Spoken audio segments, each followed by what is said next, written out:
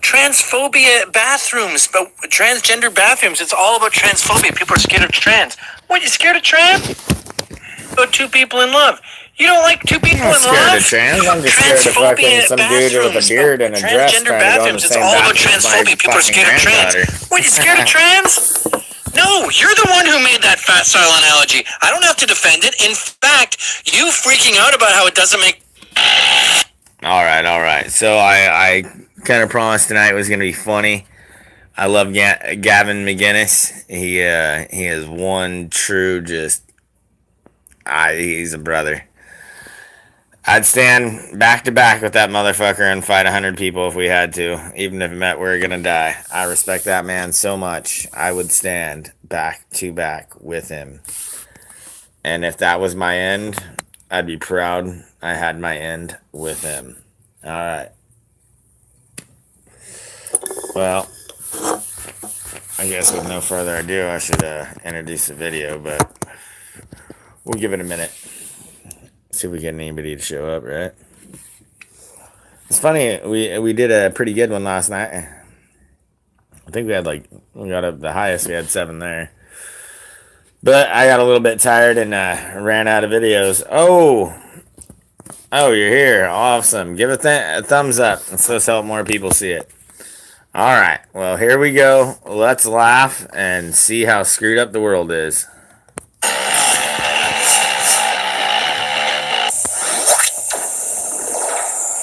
Hi, everyone.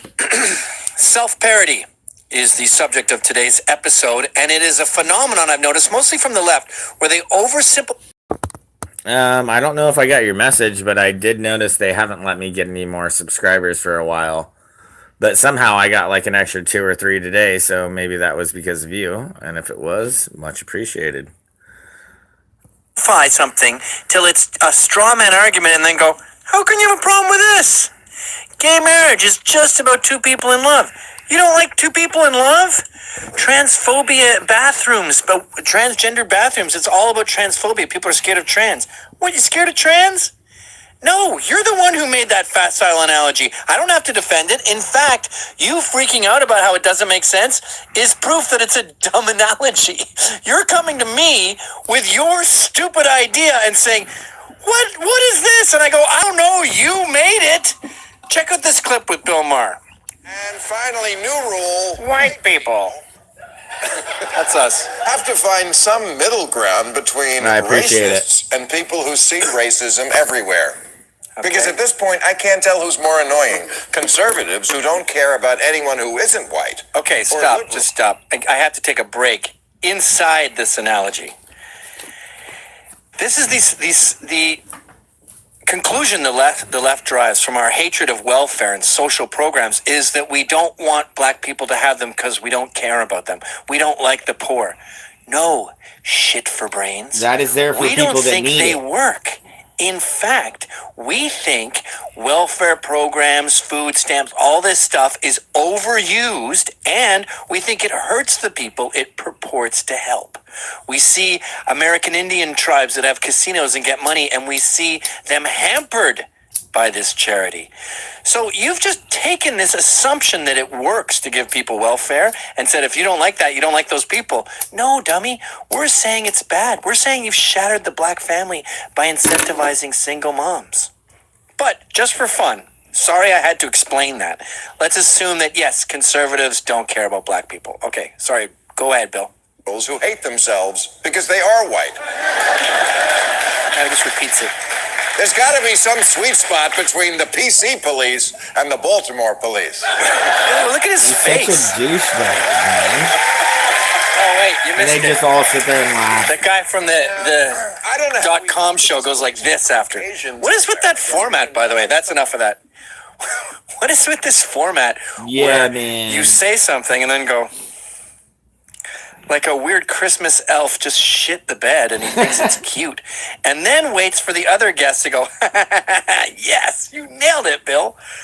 As if your studio audience isn't sycophantic enough. You have to turn your whole panel into the obsequious squad. So yeah.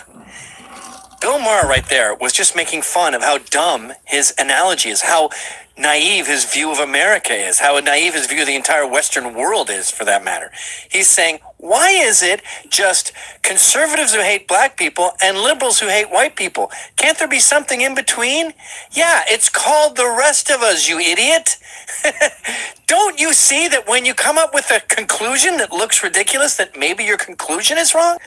Two people just want to be in love. Why do you hate that? I don't hate that. You're the one who came up with that definition of gay marriage. I don't like it because it's bullying Christians. You keep going to these bakeries where they don't make cakes for gays.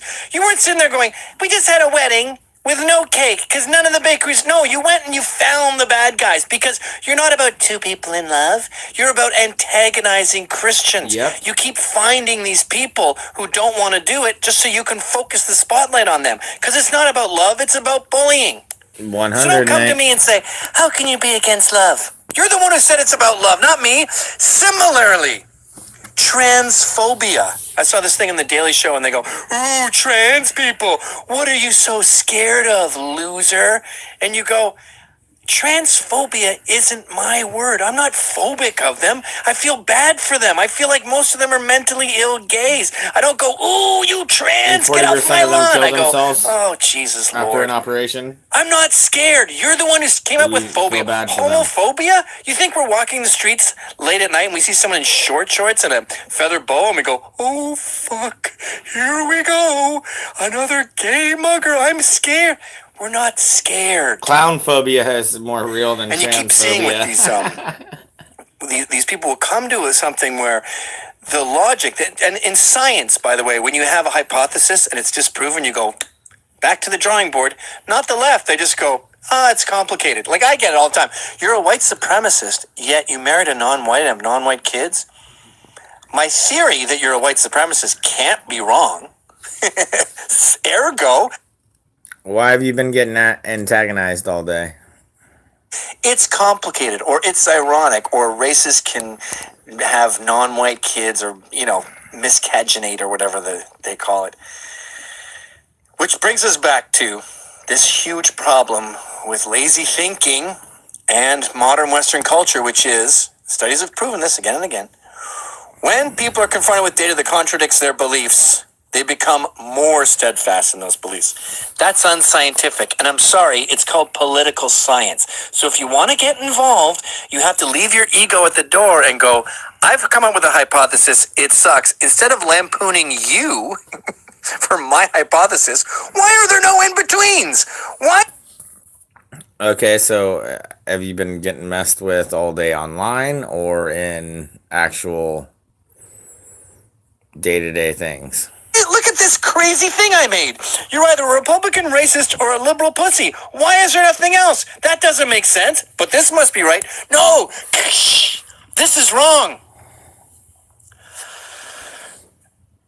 When you mock the absurdity of the world and talk about how crazy this thing you made is, please consider the possibility that you're wrong.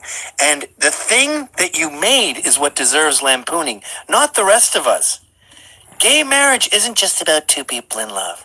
Transphobia isn't a thing. No one's phobic of gay or trans. And homophobia doesn't exist either, is what I'm saying. And lastly, the world is not just racist Republicans and self-hating white liberals. There's some... I just want to say anybody that is gay and gay phobic or whatever, they have a deep-seated something wrong with them, and they probably have gay tendencies that they hate, and that's why they're gay phobic. So I think gays really shouldn't be too angry at gay phobics. Maybe they're just gays in the closet. Gray areas in there. And if you want to play with the big boys, you got to play with the gray. Thanks for watching. Click here to never miss a Rebel update. Blah, blah, blah. Okay. So where are we at? Done. All right. So what do we got here? Real life. I prayed with Megs and next. Then an 4-inch cockroach showed up with eggs attached to it. All right. Well, that's pretty fucking disturbing. I don't even know what to say about that. That is pretty damn disturbing. That would, but Is that what you got? What else? Not trying to be rude, just asking, like, what else have you been messed with all day, like you're saying? All right. Looks like somebody that's mentally disturbed there. Like I said, today's about laughing. We're gonna laugh for an hour at least. Mahmaran Ramadan. Allah Huli Hukada. That actually sounded a little more Chinese than anything. I don't know this language. I'm biased towards Arabic languages. They sound stupid to me. The language itself looks dumb. Sorry, guys, but it looks like you need a paintbrush to use it.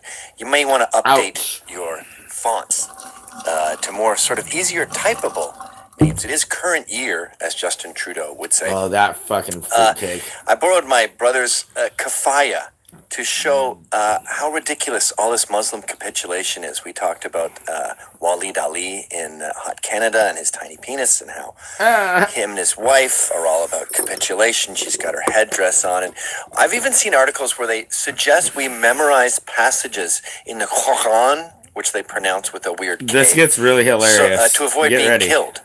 Hey, give a thumbs up. It's supposed to help other people see it. You need to placate Muslims if you want peace and harmony.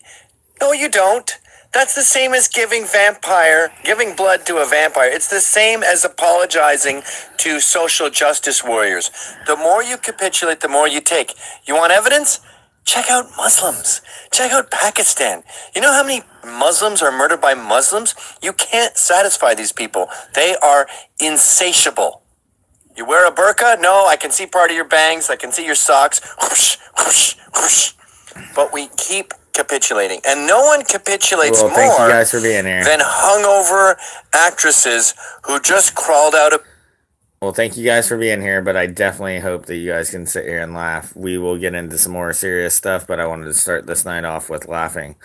On TV, they were talking about targeted individuals today. Looked like my friend Nex.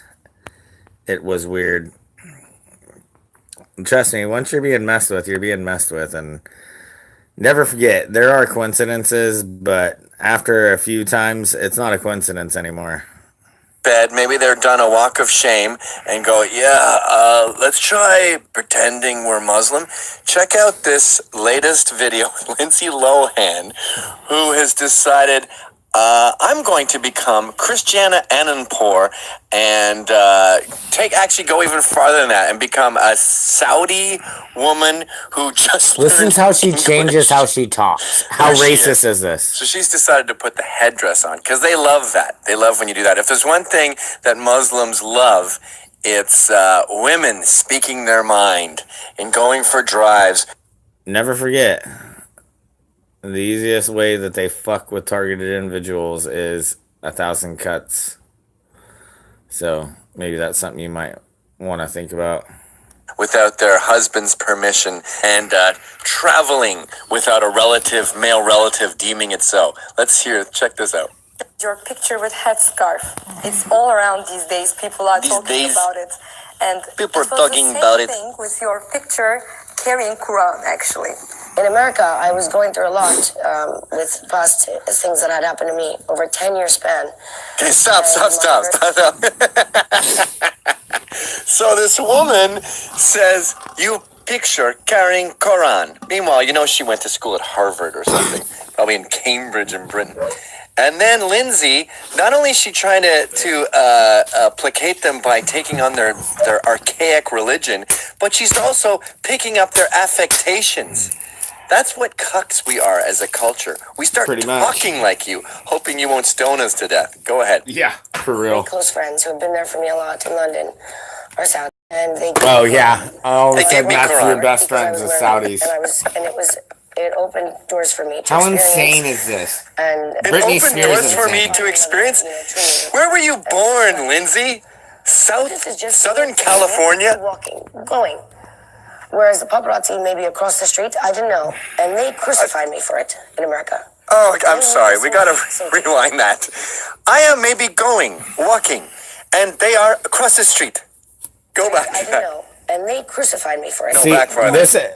See, this is what irritates me is these people that are paid millions of dollars that are worshipped by everybody acts like they're targeted because they're chased around by paparazzi. That's what I laugh. They have no idea what it is to be fucking targeted. That is the most hilarious thing to me about these fucking cunts.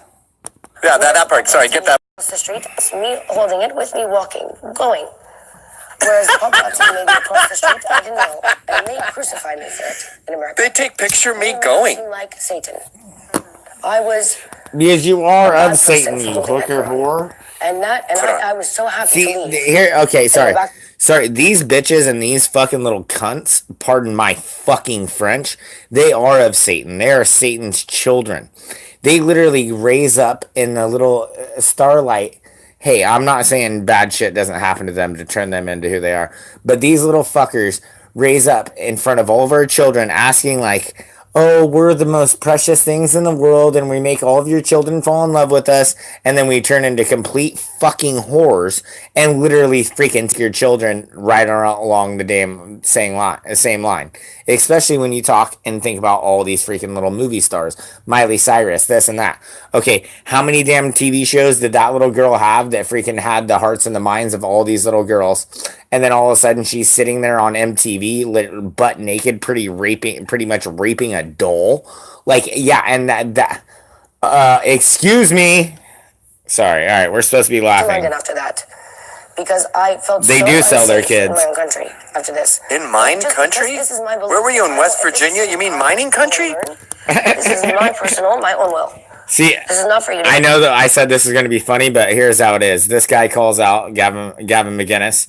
He calls out a lot of shit, and it is very funny, but we will get very real on it. I love you all. Thank you for being here. Throw a thumbs up. It's supposed to help more people see. Press. If you want to say It's it, keep it breast. to yourself. She's even I'm picked not up the looking at you. interrogative sort of chunky talking that foreigners Not do when they enough speak is your English. word hurting me. But I can't imagine how many people go through this all the time.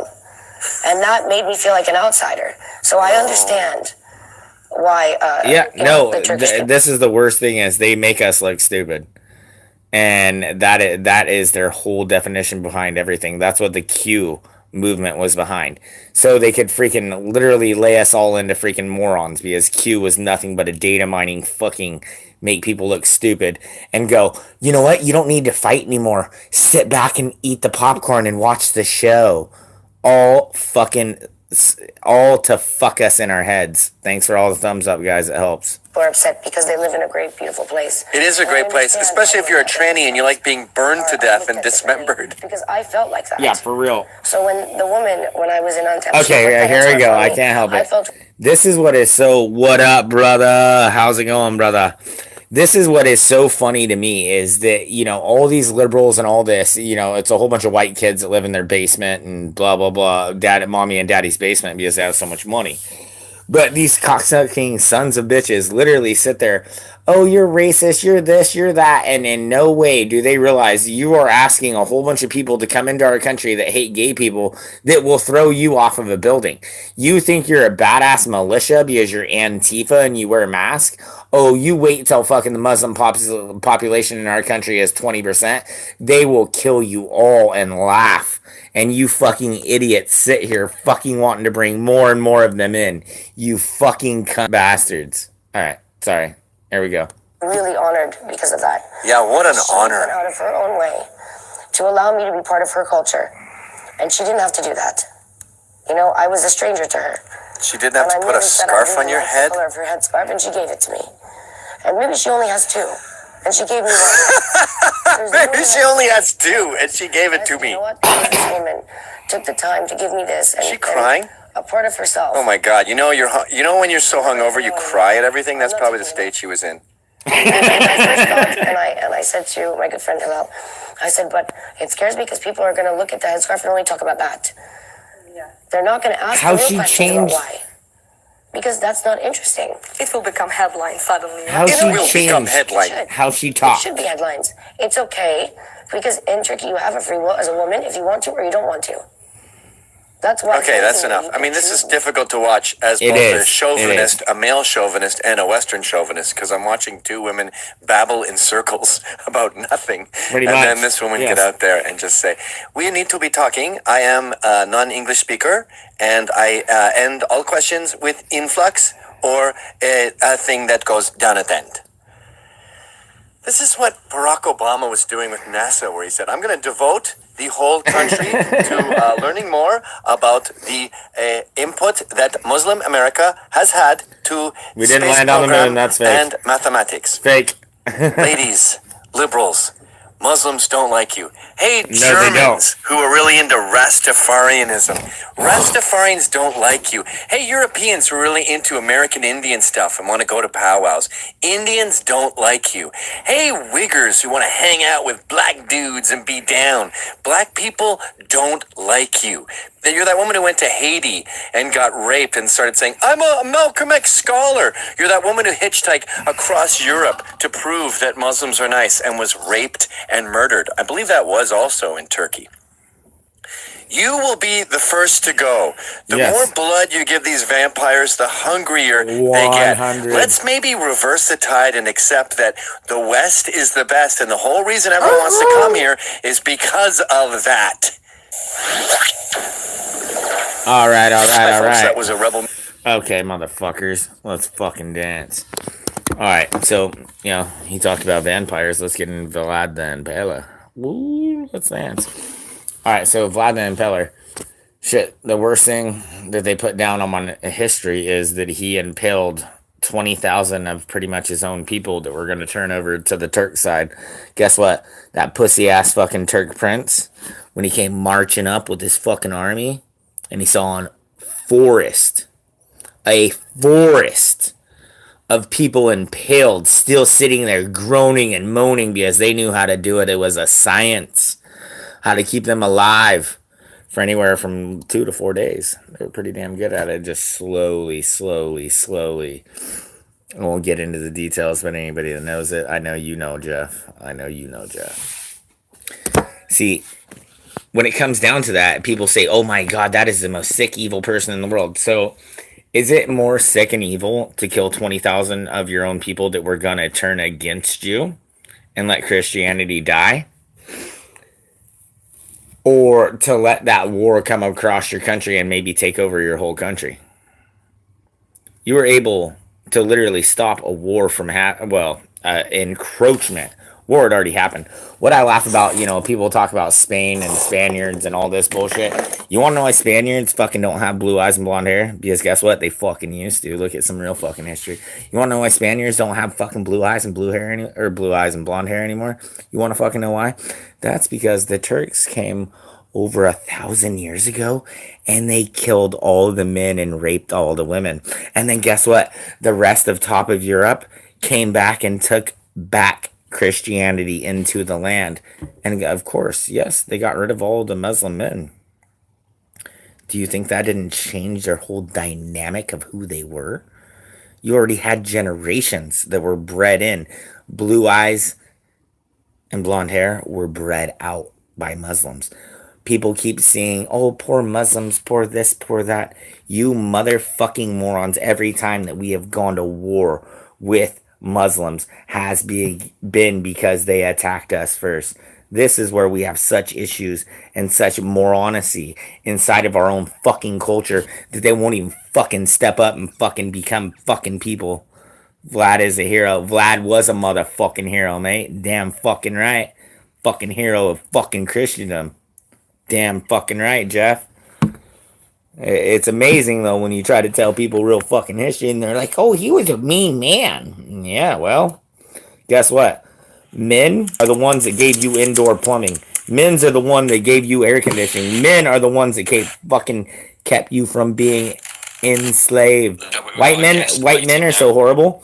White men are so horrible. Oh, yeah, we're so fucking horrible. We gave women the right to actually vote. We made women as equal as us. Oh, how else are white men horrible? Oh yeah, we own slaves. Oh my God, but only 2% of all America back in the day when slavery was around, only 2% of the population owned slaves. Oh, wow.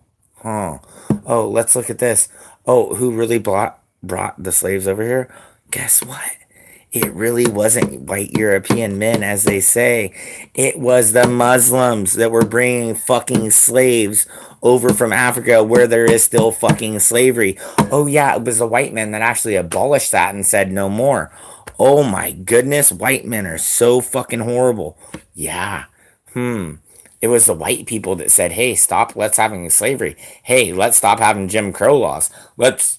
All right. Here we go. I'm getting off on a fucking rant now, aren't I? Let's go to the next one. Oh, come on, don't fucking me like. And this is fortunate because I will appear on his show, and that's going to happen in the near future. He, of course, is Gavin McInnes, an English-born Canadian writer, actor, comedian, serial entrepreneur, and co-founder of Vice Media. He's the host of the Gavin McInnes Show on Compound Media, and of course, he's a contributor for the Rebel Media and a frequent guest on national television. He's got a far longer bio than that, but for the interest of time, that's going to do it for now. Gavin, welcome to the show. Thanks for having me. Gavin's a real man. Good to have you on.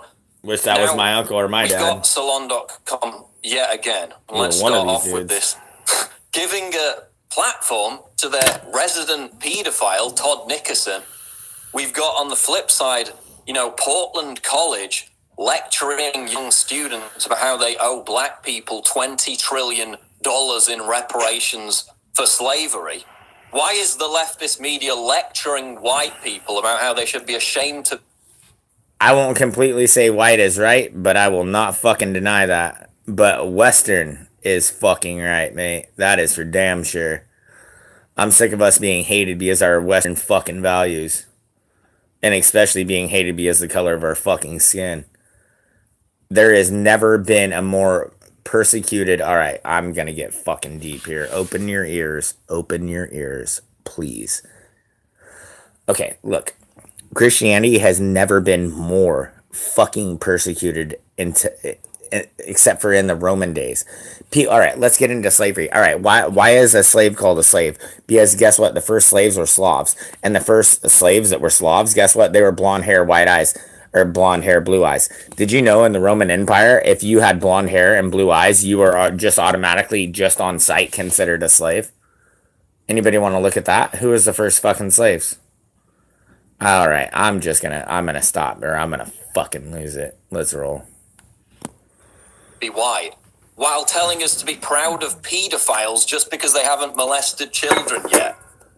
Because their agenda here is sabotage. Time to be hung by a rope, it started out motherfucker. maybe as creative destruction. Let's tear it down and then rebuild society in our own image. But now it's just, you know what? Screw rebuilding. Let's just blow it up. They have no plan here. They just want to wreck. Okay, look. Okay, all right, here. Fucking fuck it. Get a little bit cray here. Okay, look. Our civilization has already been blown up before. Whether it's the Nephilim, whether it's fucking God, whether it was this. We got so stupid that we let dumb liberals ruin our fucking world. We had to blow it up. Are we gonna let it happen again? Please, let's not let it happen again. Stand up, my brothers and sisters. Fuck. And everything that you should Pardon be my ashamed French. of, you should be proud of. And everything you should be proud of, you should be ashamed of. And I realized today, I was talking about this with Mike Cernovich, we just need to put society in a Word doc and go edit, find, replace, look up shame and pride, and just replace all.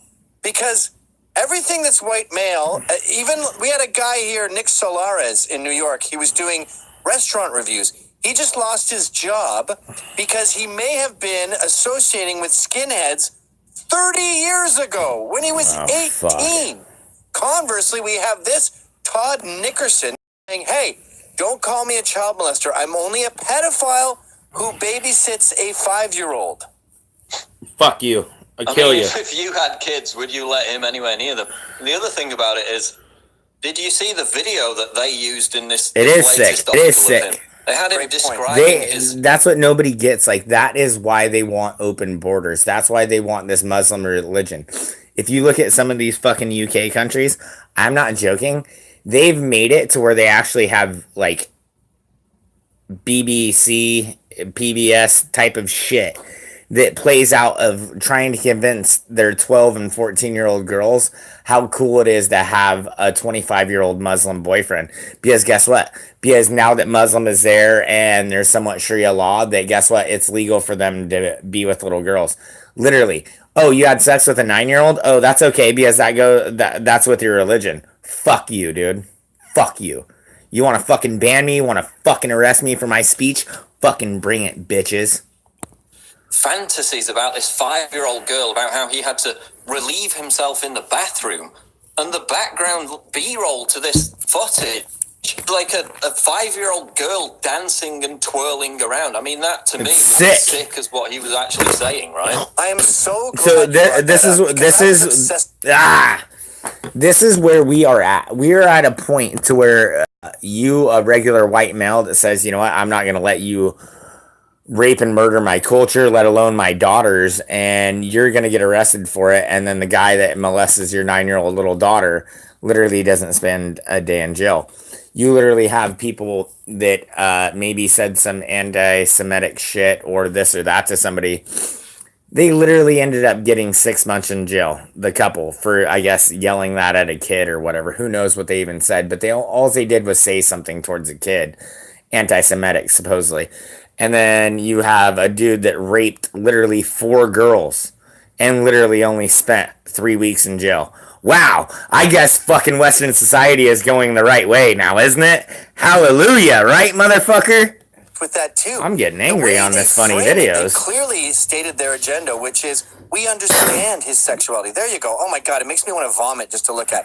He calls her precocious and independent, and we show this video of her dancing around like they're trying to convey how he would be horny for her. And we're supposed to protect these motherfuckers? It really shows how far we've come, and it also shows, by the way, we started out on relatively reasonable grounds here. We started out with gays are not monsters, lesbians are not monsters. I agree. And then we started going into gay, and we said, well, I don't know if Christians should have to be. Okay. And you know what? I even said, you know what? If they want to get married, let them get fucking married and be miserable like everybody else. What are we, 3 years in yet? Are we even 3 years in? What is it?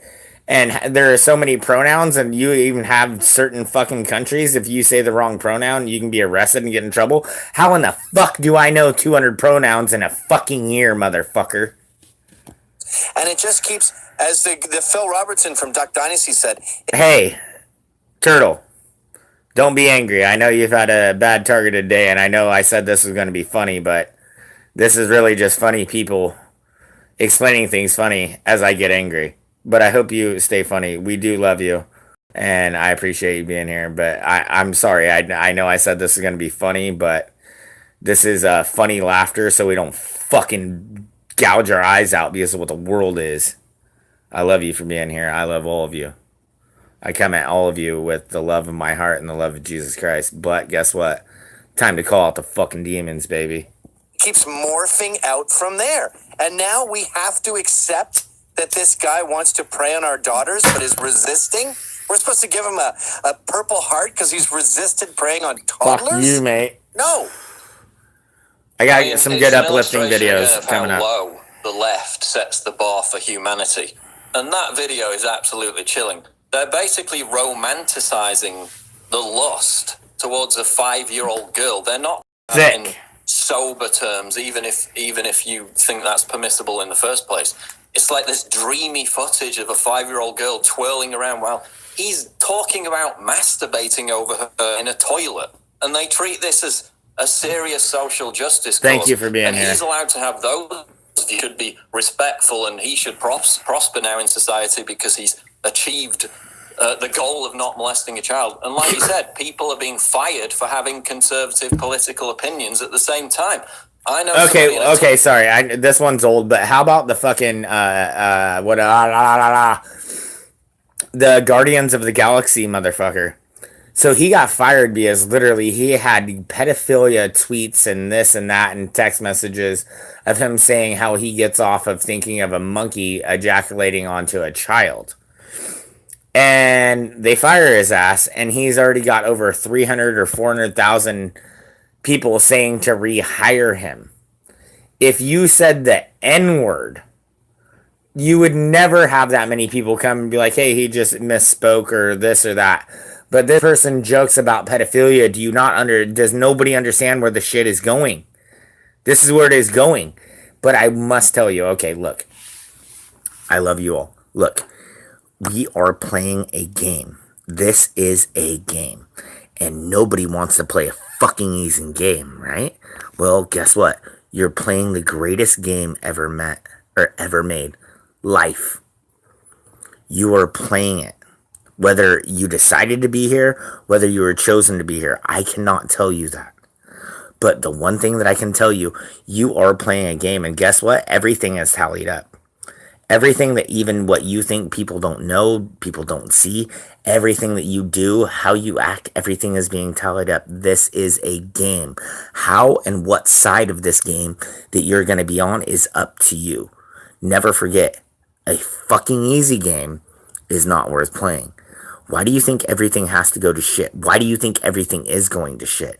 Because guess what? How are you ever going to be who you're supposed to be? How are you ever going to show what it is that you are in this game unless you are having to deal with difficulties? Never forget this. You are playing the greatest game ever fucking made. Where will you stand? Top University just found out yesterday who was hauled into a meeting and basically threatened with being fired because he retweeted me, and he retweeted a London Telegraph article about Caitlyn Jenner. Those opinions are not permissible in today's society, yet it's permissible to lust after a 5-year-old girl. Yeah, I saw you tweeted that, and I wasn't remotely surprised. I mean, Britain is the place where Jack Buckby of Liberty GB now was kicked out of university as a student because he dared object to a professor who sympathized with the people who decapitated Lee Rigby. He said, I don't like you glorifying these Islamic terrorists, and he was asked to leave campus. We just had a guy here, I'm not into sports, but he's an ex-pitcher who put up a Facebook meme about creeps being in your bathroom, trannies. And he's off of ESPN now for good. It really is an upside-down world. And you start looking at the data and you go, wait a minute, I'm noticing a pattern here.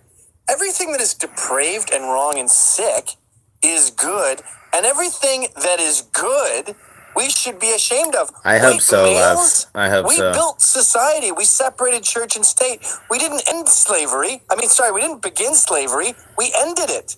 How about We'll be back with Gavin McInnes after the break. Stay right there, Gavin. We are back on the Alex Jones Show, this Thursday edition. And before we go back to our guest, I want to remind you to go to InfoWarsStore.com. Of course, next month we've got Bilderberg coming up. Again, we're sending 3 of our reporters, myself included, over to Germany. The flights, the hotels, the equipment, the food, everything. Okay, one thing I will get into, this Bilderberg, whatever the hell you want to call it, this was one of the first ones that they admitted that the Pope went to. I don't know if I reported on this. So there was a Italian priest that literally got caught in a grocery store parking lot. 70-year-old priest having sex with a 10-year-old little girl. And they literally pulled him out of the car and beat him literally half to death. They would have killed him if the cops wouldn't have showed up. So he went to the hospital. They took care of him. He never spent 1 day in jail. They put him on house arrest at his sister's house. Do you understand how sickening and disturbing that is, that we let that get away within us? Like, could you blame the Father for burning us all? Do we not all deserve to literally be fucking burned, drowned, whatever it will be? Do we not all deserve that for letting this shit happen? The only reason that he has not put his wrath upon us is because he has given us a reprieve, because there is a fucking awakening. Whether you believe fucking Donald Trump is anything, whether you believe Donald Trump believes in Christ, this, that, or the other thing, the one thing that you must believe and understand is, guess what? God gave us Trump in some kind of a way, because God uses men in mysterious ways. He gave us that man to give us a reprieve, because enough of us had opened our fucking eyes, my brothers and sisters. That goes with it. doesn't come free. Somebody has to pay for that. And of course, with your great support, we've been able to dispatch reporters all over America, different hotspots in the world even, to cover these breaking stories, to cover these big events, to challenge the mainstream media right there on the ground. And your support is much appreciated, which is why we insist, we plead with you to go to InfoWarsStore.com and check out the products. We've got I just ordered a 20% whole bunch off from them, but Survival you don't have to. Shield. I did. We've got Anthroplex special deals on that. All right, We've come got on. War filters with your support at InfoWarsStore.com. Going back to Gavin McInnes, Gavin, I just want to get onto the interview you did with Jesse Hughes here in a moment, but first, he kind of had to recant, he had to back away from some of the claims he made in the aftermath of the Paris massacre, but we'll get to that in a second. We've seen that, the left only succeeds when it gets people to recant, when it forces people to apologize, because as soon as you refuse to apologize, they completely lose their power. So is this how we win? By leaving them no targets to feed on but each other. Yeah, exactly. No, a snake eats itself. The grievance industry is fueled by capitulation. Apologies is their gasoline. And the less you capitulate, the less power they have. I'm reminded of Sarah Silverman, where she had some joke that involved the word chinks, where she said, I wrote I hate chinks, and then to get out of jury duty, I crossed it out and I wrote I love chinks. The American Asian Society demanded an apology, and she accused them of going pee-pee in her Coke. Boom. We never heard from them again. That was the end of that. But when you apologize, like Brett Ratner, he said... Oh, shit. Okay. You wanna get into... All right, here we go. So I saw this case of... I forget what country it was, but it was a Western country. I don't know. I think it was Poland, but it was wherever it was. And I'm not joking. So this mother takes in a refugee. And... she's working at a center. And this refugee kid turns 18. So the center won't take him anymore. Well, so the mom brings him home, starts having sex with him, and makes him her boyfriend. Oh, well, guess what? Imagine this. So after a couple of months, she comes home, and her daughter tells her, hey, your boyfriend that is closer to my age than yours, he's been raping me. Your Muslim migrant boyfriend that you brought to our home. Well, you know what the mother said to her? She was like, you're not going to tell anybody. You're not going to do anything. I'll find another place for him to live. So the girl goes to school, literally goes to school and doesn't want to go home. And the school is like, well, why don't you want to go home? She's like, well, I can't tell you. I can't say anything. Well, they pry it the fuck out of her. Pardon my French. They pry it out of her. And she literally admits, she's like, hey, my mom has this boyfriend that and he's been raping me, and she told me not to say anything. They came and took the daughter away from her, and I'm not joking. So the little Muslim fucking military age little motherfucker, who knows? He was probably fucking 24. He ends up not getting in trouble, not getting arrested, and continues to live there. And the mom literally gets on her social media trying to find somebody to take this kid in, saying how nice of a good guy he is and he needs a place to stay. That is the most horrible mother of the fucking year. And if I could even say what I thought should be done to that woman, I would never be able to talk on my fucking YouTube channel again. Are for fags at a Q&A for his movie Tower House. He apologized profusely for that. He was then forced to go on an apology tour of all of America. And I noticed this when I got in trouble for saying that if you have a sex change, you're not a woman. I refused to apologize, right? And what I did was, it's the same as locking these rats in a room. When they have no food, they end up cannibalizing each other. So I was sort of running up the mountain away from these nuts. Stop giving them their feed. Homosexuals. I noticed that when I stopped reacting to them. And by the way, apology is their food. They started cannibalizing each other. Jim Goad calls it the cannibalization of the left. And one of them told another one, I hope you drink bleach and die, and was kicked out of Out magazine or something like that. So the secret to this problem is to stop giving them power. And the way you stop giving them power is you stop apologizing, you stop being ashamed, and you start being proud. We should be as proud as these pedophiles. Well, I think we should be more proud. Reassert these beliefs, these principles back into the mainstream because, I mean, if we've got our own media platforms, you know, we're responsible to nobody, basically. We're not Kurt Schilling. We're not going to get fired by some big network. So we can basically say what we want. But the fear is with people who have just got regular jobs, like, you know, the individual I mentioned earlier. So it's setting that example. Sorry, guys. It's about not apologizing, not flouncing, not doing, you know, I'd respect Stephen Fry in many ways, but he just quit Twitter. He basically flounced. That was the wrong thing to do.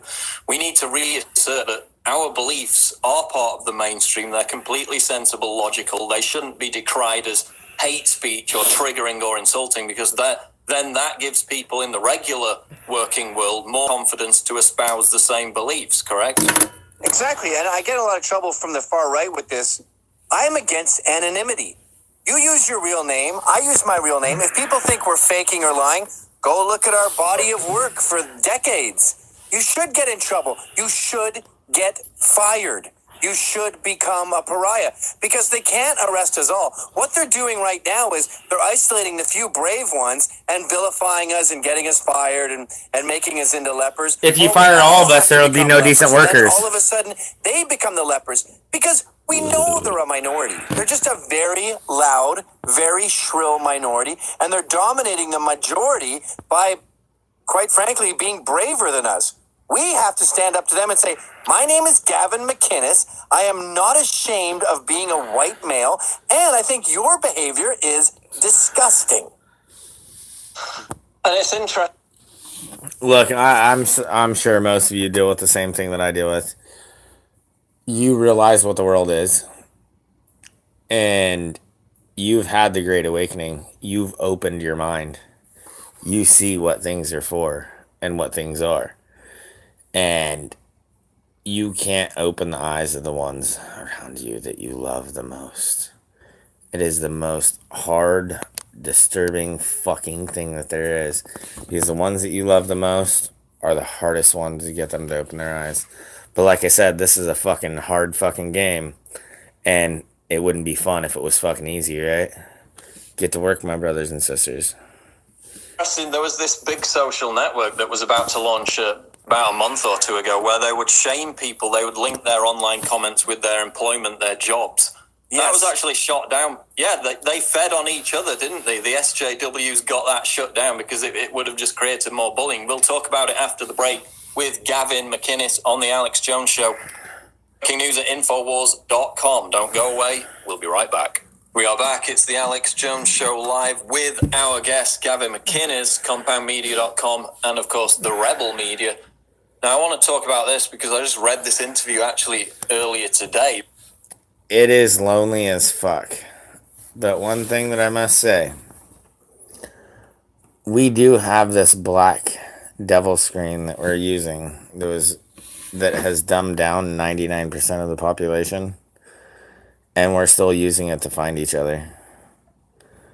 Look, we were meant to be prosecuted or persecuted, whatever you might want to say. One thing I'm going to tell you right now.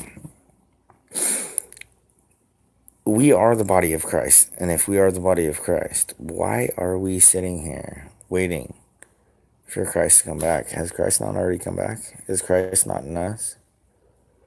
So that is one thing that I do wonder a lot. I'm not saying that I know, but it's definitely something that comes to my mind is, and I usually say this a lot, but if we are the body of Christ, why are we waiting for Christ to come back?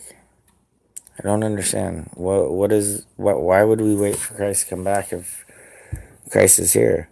I mean, Christ is only supposed to come back for his bride, and I think Christ's bride, seriously, is humanity and this plane of existence coming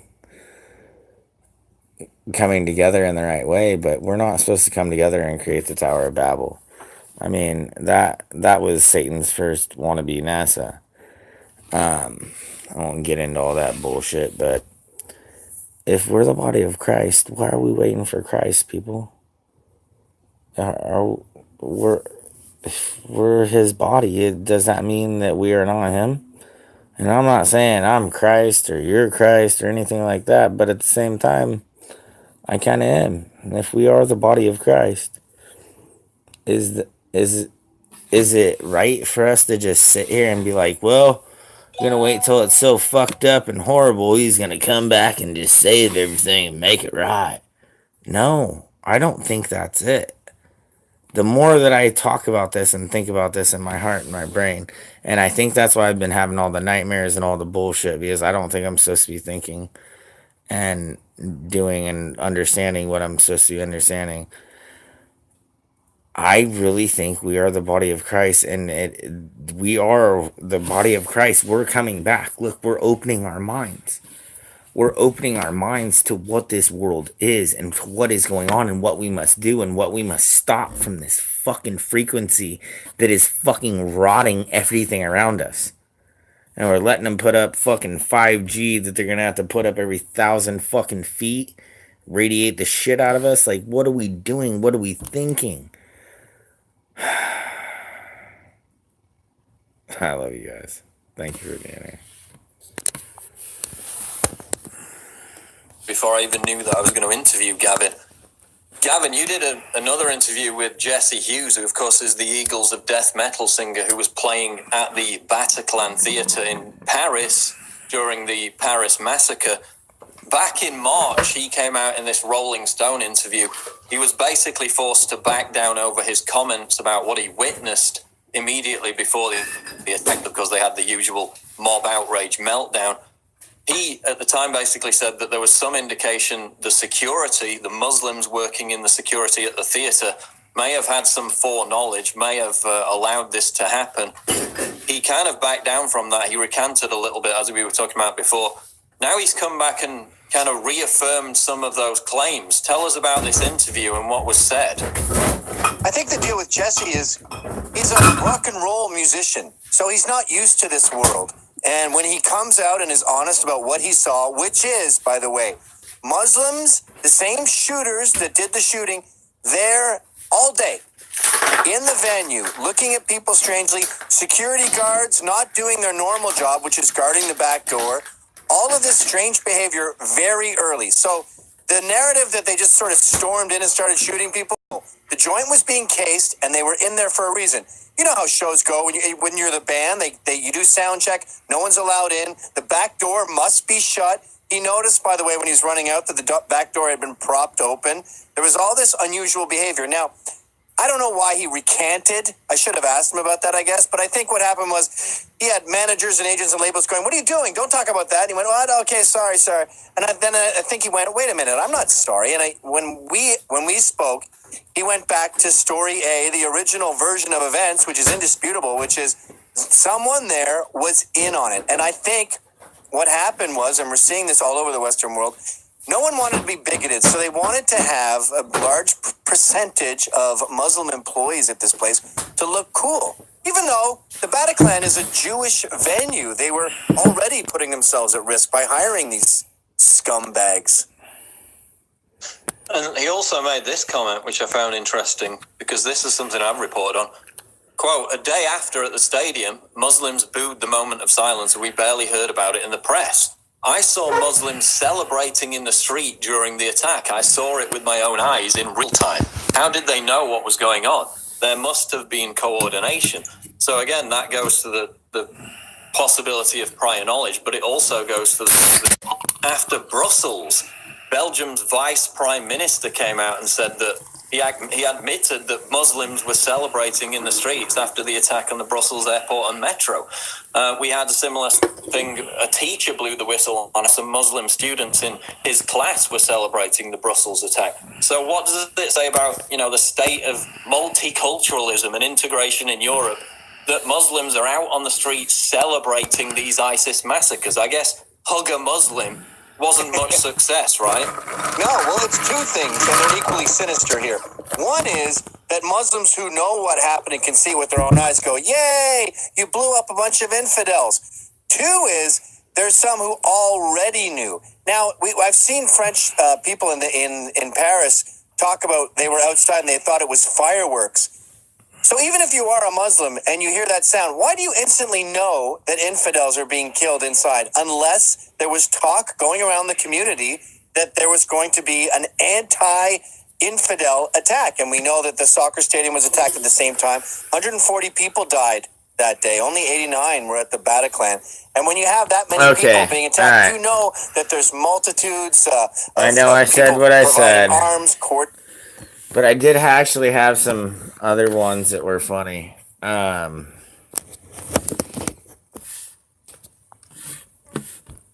definitely, like I always say, fucking love you guys for being here. And I know I'm crazy. And I do my little rants. But here's a look at our new movie, The Spy Who Dubbed Me, coming to theaters August 3rd. You can't help yourself but just stop the video and start yelling. I think this one was supposed to be... No. Hi, everyone. Self-parody. No. 1 second.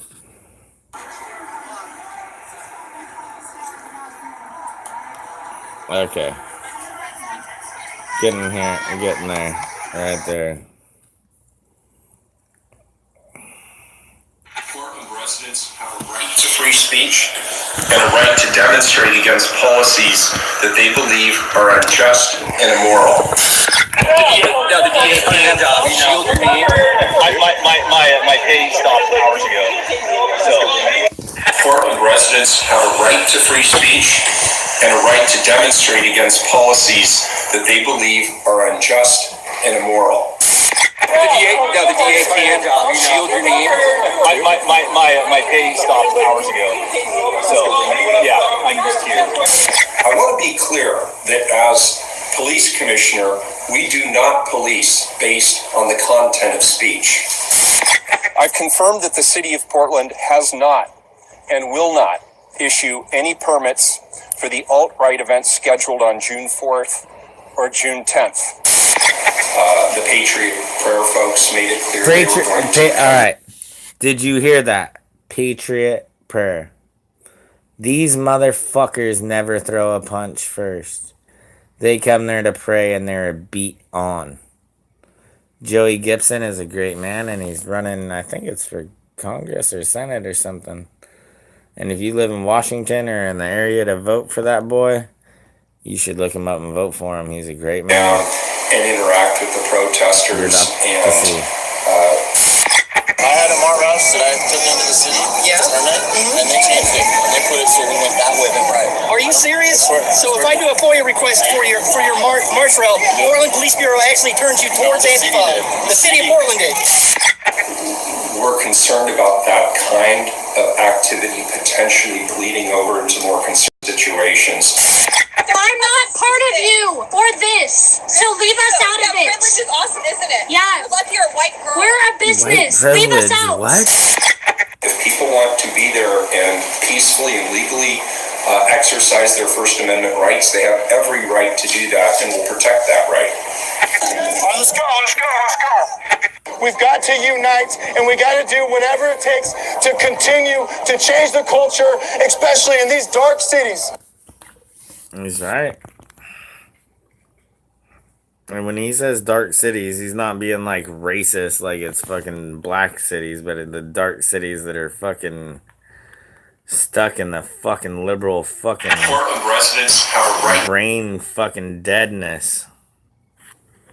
Alright, we might go to this one later, but alright, here.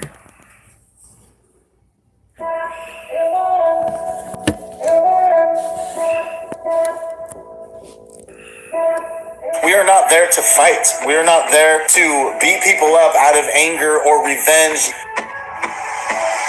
Our goal is to go there and to exercise the First Amendment, because a right that's not exercised is a right that will be lost.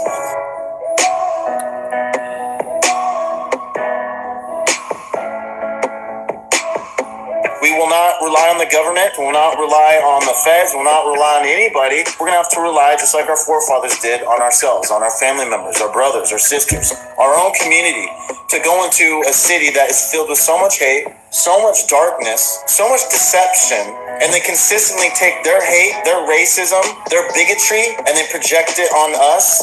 We will go in there, we will protect ourselves, and we will make sure that the entire country sees what is happening in Portland, in Seattle, in Berkeley, in San Francisco. Because if the rest of the country, if they don't wake up and begin to make change and begin to stand now, they're going to end up just like Portland. Let's go, bring it, bring it.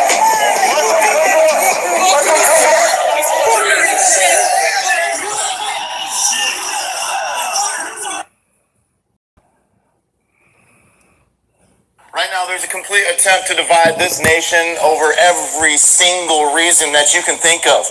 And it's a real problem. We have so many patriot groups who are afraid to stand side by side because of the way it looks. We have to begin to stop thinking about what the world thinks and think about what God thinks. Think about what is right. Think about what your heart tells you to do. Follow that path and we will begin to make real change in this country. Right now, we have a constitution that's been trampled all over. Long time ago. We spend so much time trying to stop the gun grabbers from passing more laws. We need to push to get rid of over half of these laws that we have, including in Washington State. We also have, I talked about this last week, okay? I asked the crowd last week, I said, hey, how many people here know how many federal laws we have? You know, and people had their guesses, and the only person that was actually right is she said that we have too many. The truth is, that nobody knows how many laws we have in this federal government. They can't even count how many laws that we have. How the hell are we supposed to even read through every single law and understand how to be a law-abiding citizen? They overcomplicate these laws on purpose so that if think about this. Look, the government doesn't like certain people, okay? Let's say you're a conservative, you're a Christian. This is what happened over when Obama was in office. If they want to target you, they can find a law that you broke because you can't even count how many laws there are. On average, there are about 3 felonies that each person makes each day. 3 felonies. This is a problem that we have in our country. Think about how upset our forefathers would be that we've allowed it to happen over and over and over again. They literally look at our Congress and they look at how many laws they pass, how many bills they pass, to see how successful they've been. It's the opposite. It's about, if they didn't pass one bill this guy's the man. Whole year, I would say that's a great accomplishment. We need people who will go over to DC and will constantly vote no over and over and over again because we got to slow down the bureaucracy.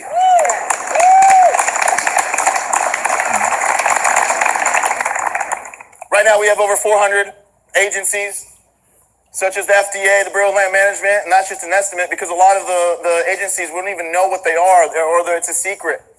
This is one of the biggest attacks on our freedom because we have these agencies like the Bureau of Land Management that constantly break the Constitution, and there's no checks and balances. Thank the Bureau of Land Management owns over half or almost 50% of the land on the West Coast, and that is unconstitutional. Do you guys understand that? It is unconstitutional for the federal government to own any land unless it is used for the military.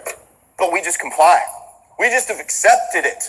Yep. They own half of our land on the West Coast. What I don't understand is why, especially, look at, you got Lavoie back there on the flag.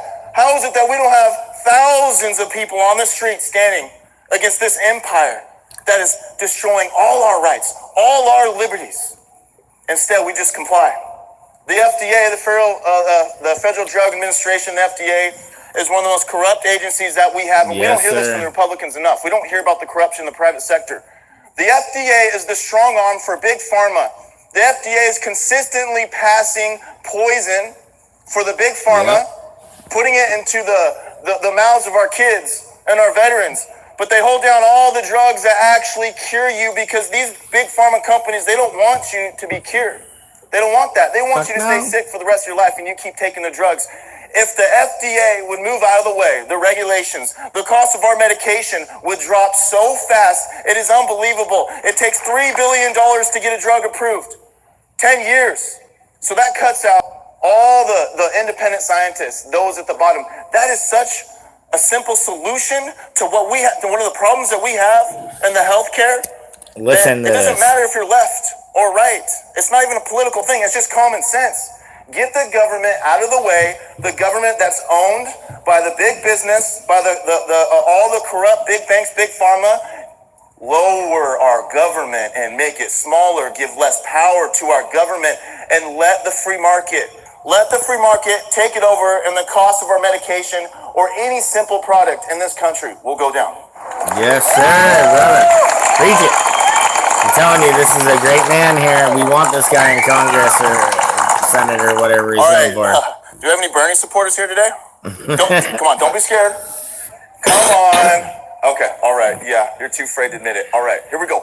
Bernie supporters. Here's how we got to connect with Bernie supporters. There are Bernie supporters who actually do have a brain, okay? Believe me. I've talked to them, okay? Some of them not. But one of the main things is that they're concerned about the private sector, big business, big banks, big pharma, and I am concerned about it too. Here's the thing, though.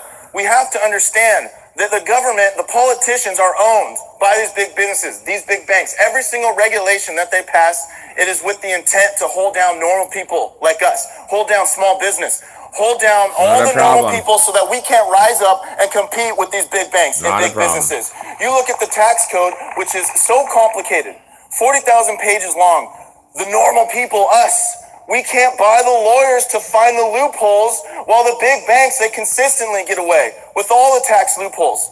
This is what we have to begin to preach as Republicans, to understand that we are not for the corruption in the private sector. We just want people to get rich the right way. We just want people to rise up in the free market. We want to make it as easy possible for those who are poor, through hard work, through living the American dream, to rise up and to get rich and to compete with the big corporations. Yes, sir. That's it. Come on. What's wrong with that? One other thing that drives me crazy, okay? We've complied. We comply. Okay? Property taxes is unconstitutional because we basically have no right to property anymore. When you buy a house, when you buy land with your money that you saved up, and the government steps in and says that you have to pay rent on that property, it means that we no longer own it. Okay? You look at Seattle. Seattle is going down the drain. Okay?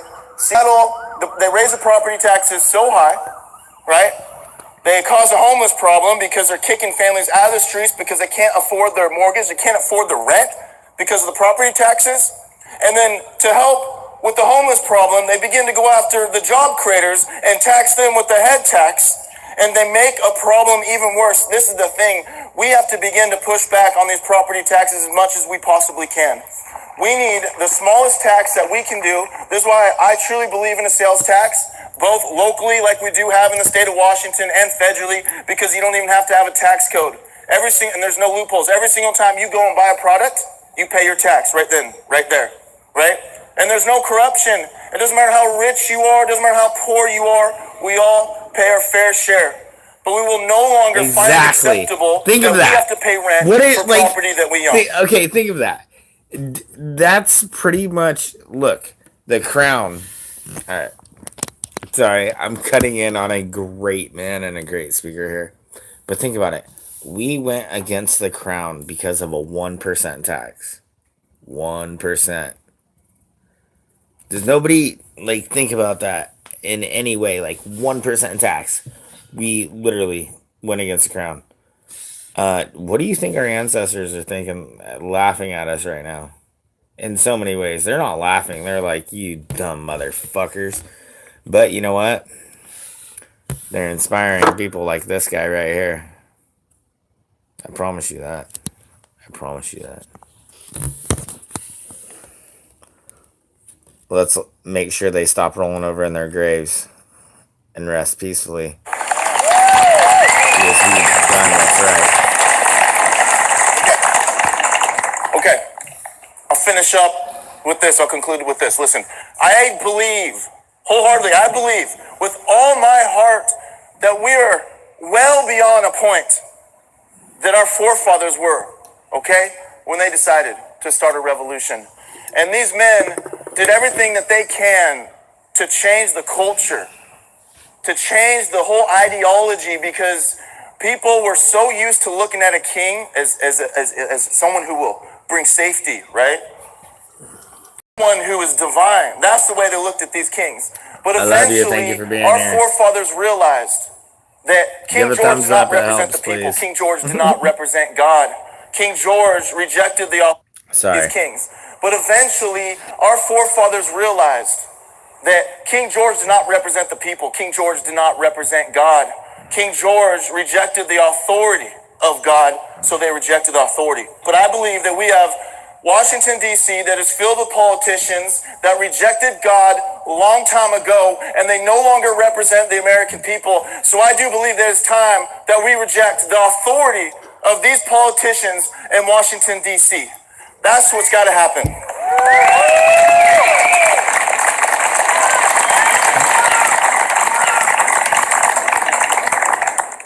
So Benjamin Franklin was running around the forefathers like madmen, just a couple men trying to change the culture, and he came up with a quote, which I think is really important. I'm going to begin saying this with every single speech, okay? Every single speech.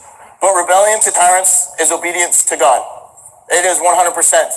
We have to stop looking like obedience to God is inaction. Keep your head down. Don't sin. Don't do this. Go to sleep. Have a good one, Plagued our love. churches. That is why the preachers are staying inside. That's why they refuse to speak up. Because they believe if they keep their head down, that's obedience to God. But rebellion to tyrants and everything that make up tyrants, including corruption. So if you stand up against the corruption in our government, that is obedience to God. And that's the spirit Amen. that we got to bring back into this country. Because when you begin to bring that spirit inside, that's how you walk. That's how you live your life. You will no longer care what everyone else says. You will no longer care about what people think about you. You will not care when people slander your name because you have a higher cause, you have a higher purpose, and that's what we got to do. We got to unite, come together for the higher cause, and to take back this country. Ladies and gentlemen, thank you very much. Amen. I'm telling you, that dude is the man.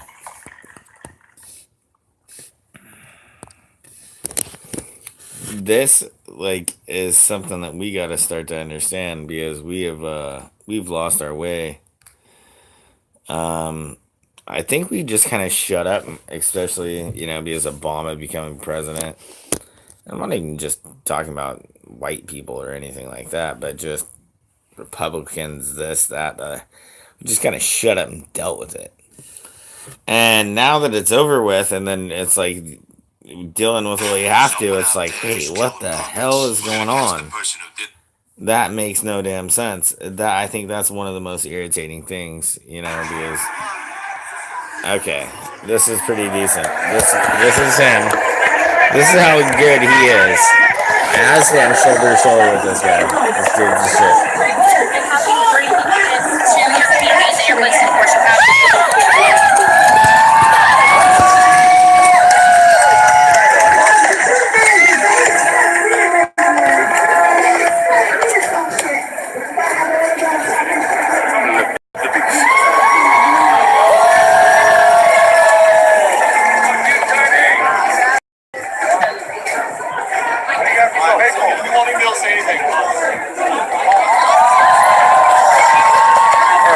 So we are currently in the counter protest of the people who were over here in that gazebo over there.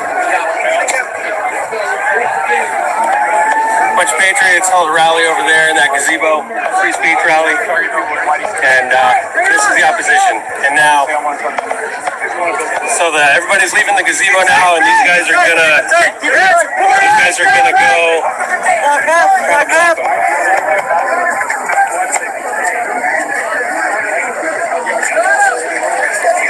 How funny is it being on the other side of the country and they don't recognize us? They just walk on by. Love it. Love it.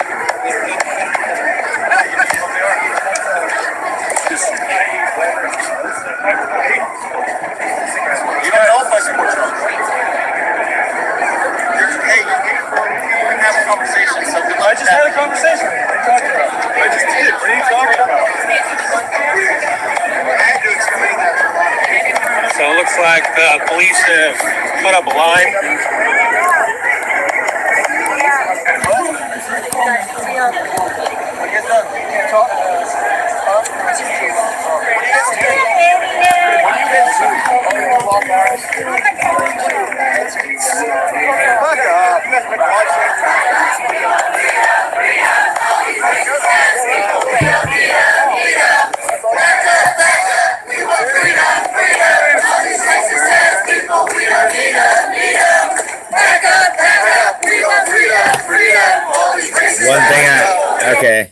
anybody that doesn't know who Joey Gibson is, he's more Mexican than he is white. I think it's, yeah, Mexican. And the other guy next to him, Tiny, if you don't know who he is a small guy that used to like to beat up Donald Trump supporters. And he went on a road trip to kind of sneak into the group to see how racist these people were. And he went on a road trip with them. And these are people that he used to beat up when he used to see them.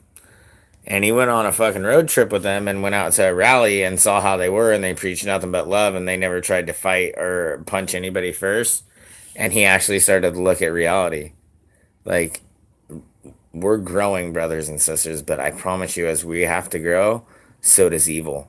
And evil is growing fast. Belly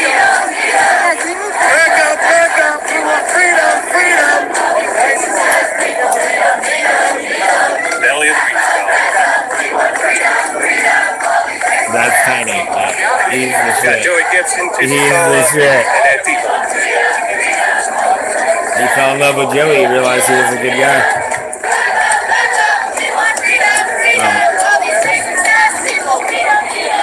Racist. A lot of them are black and Mexican and everything else.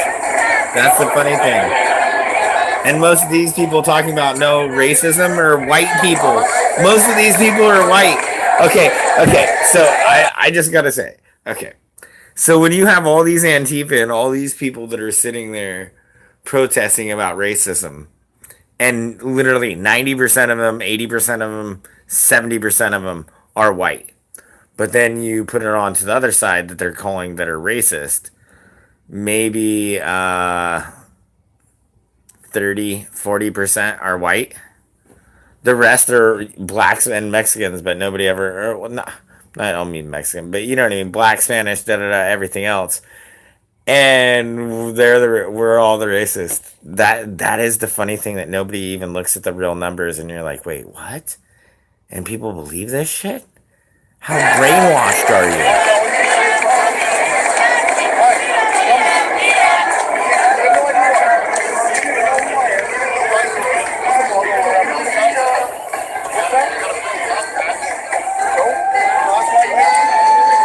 Hold on, this gets a little crazy. Well, you can't hear anything, but you will.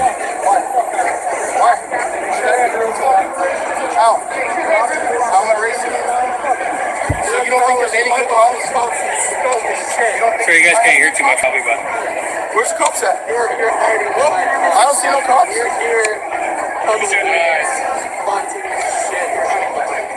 What cops? Where? Can you not speak? No, you didn't. You just said I'm hiding behind the police. And all you did was cuss. I'm sorry, the language is strong for you. No, it's just we know plenty of words, however. We know plenty of words. There's a quota that you gotta build. Something is thrown up. Trust me, these people have pepper sprayed him, kicked his ass, and tried to kill him. So, not these same ones. But for him to be able to walk into this, he's got balls. Because trust me, he's been in groups like this and less that have tried to kill him.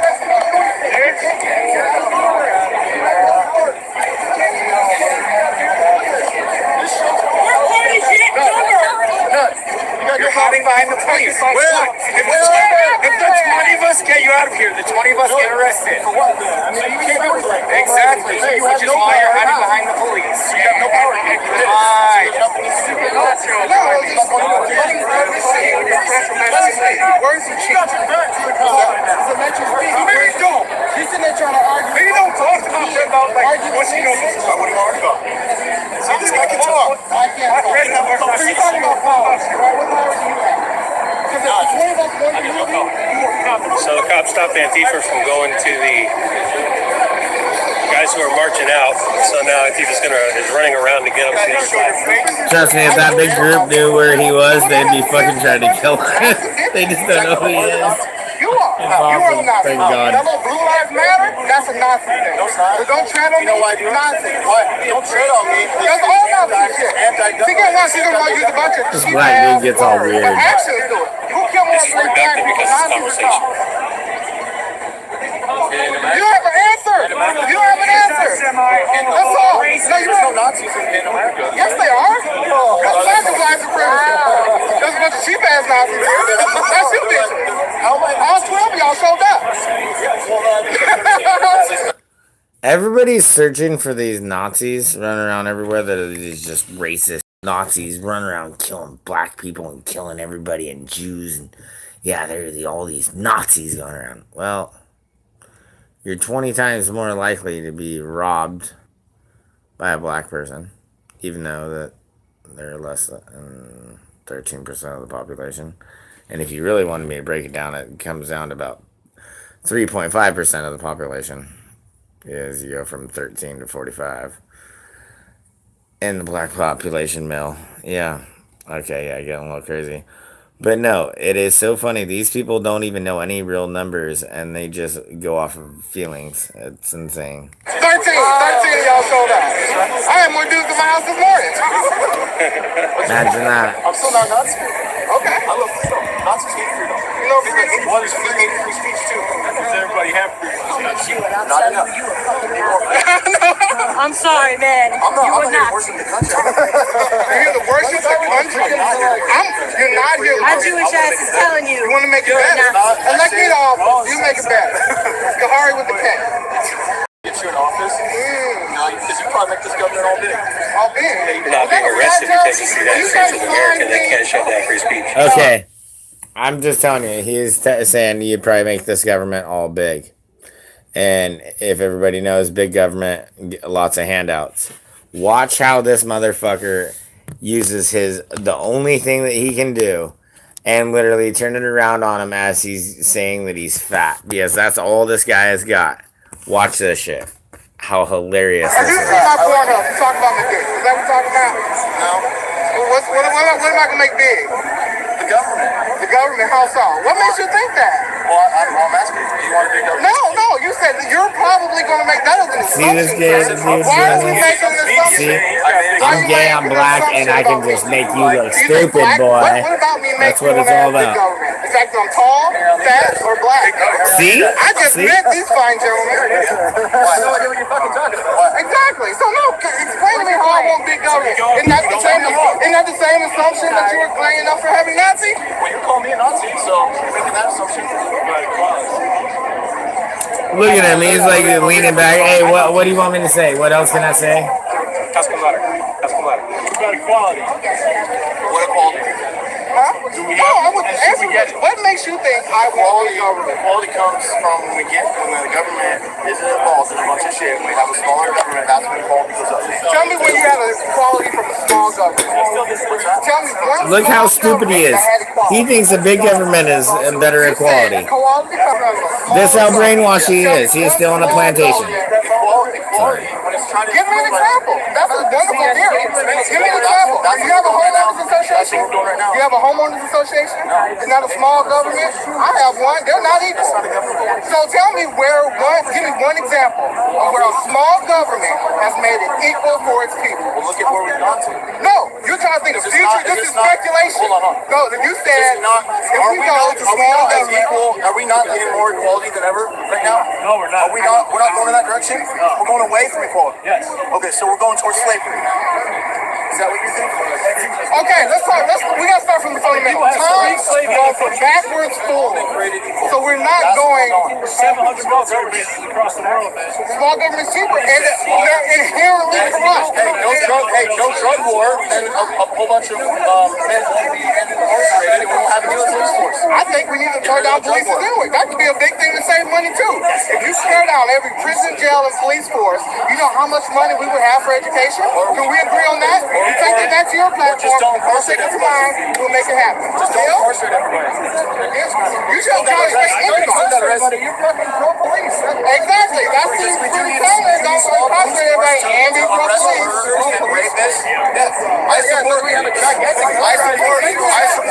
police officers who are on the streets risking their lives. If you go to jail for marijuana, that's freaking ridiculous. Like, I'm not for that. But that means we gotta change the law. It's not the police. What?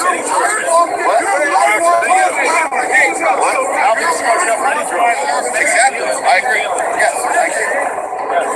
attack on the black community. So that's what I'm saying. Government.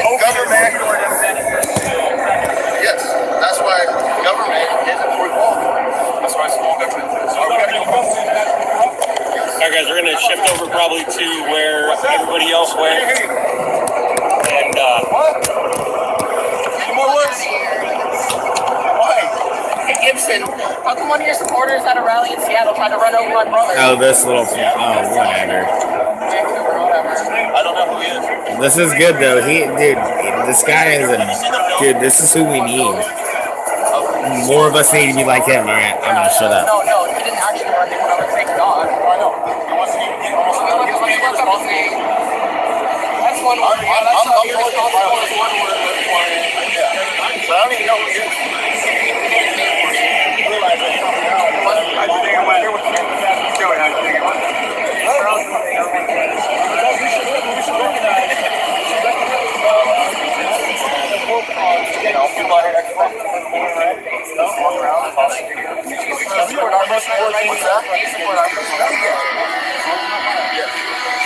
About the police who were shoving counter protesters the entire time, despite us not instigating violence. People were arrested. Undercover cop was shoving people, and then people said "fuck you," and then the cops tackled people to the ground. So the cops were assaulting people today? Yes. And the undercover cop was assaulting people? Yes. Well, that's not good.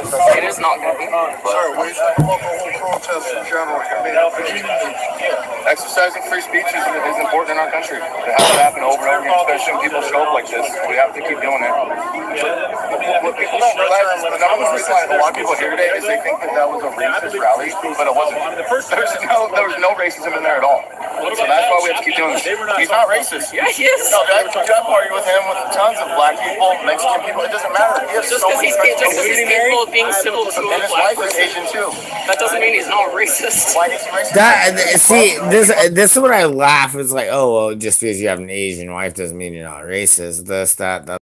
Like, are you joking me? Like, the insanity of these people that they just pull on every string that they think that they can, and the insanity that somehow it's not America. That's why we're winning, and that's why we're coming back, because it's not America.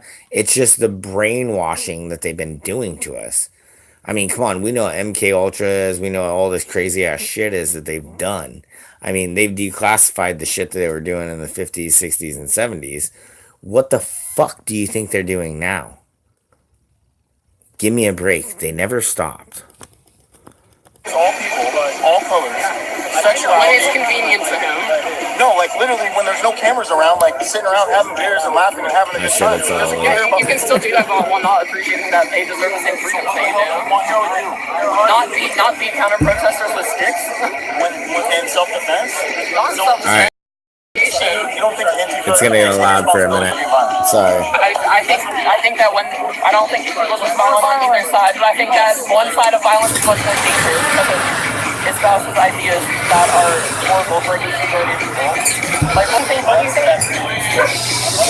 Why did we have the American Revolution if violence is always bad? Violence is always bad except when it comes to yes, there's a line that draws. If we have to pick up the guns, we have to take on a tyrant, yes. If we have to take on a tyrant like the British government to get our freedom, then yes, I understand that. That's the revolution. So what about people who say that this government and Trump and his supporters are white supremacists? From the British government, 1% tax, now 50. Hello. Yeah, I mean, if you call all Trump supporters white supremacists, it's pretty stupid since so many of them are. Not all of them, but I'm saying even the people who aren't excused as white supremacy, I don't think that's acceptable. No, and neither does Joe. I know, but that's the damn What, this whole thing? That's a big question. Yeah. I mean, I feel like that's almost not fair because I'm just an individual here to exercise my free right. He's like one of the organizers and a speaker. So I feel like he's like, I mean, like, well, you're one of the speakers. Just making it fair, that's all, you know. You don't want to tell them why you're here?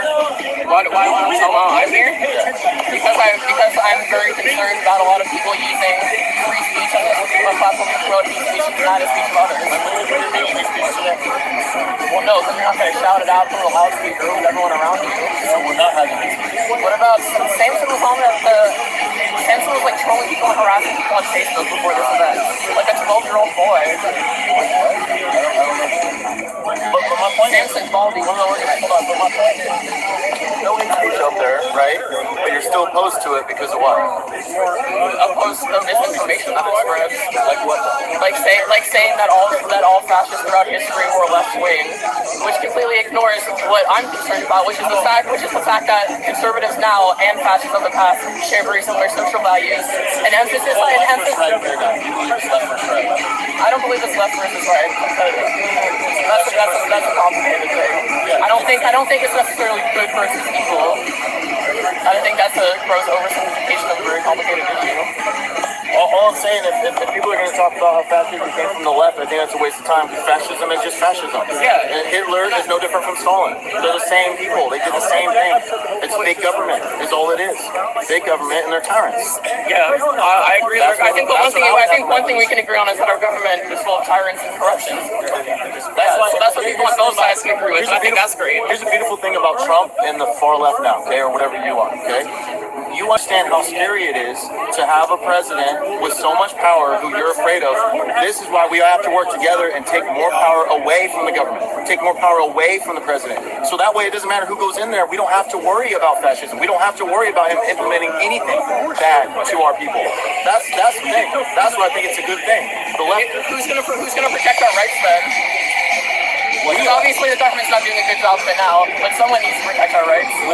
That's us. That's the whole point of the will of the people. That's the whole point of the people. But what about when the will of the people turns against minorities because they can, like...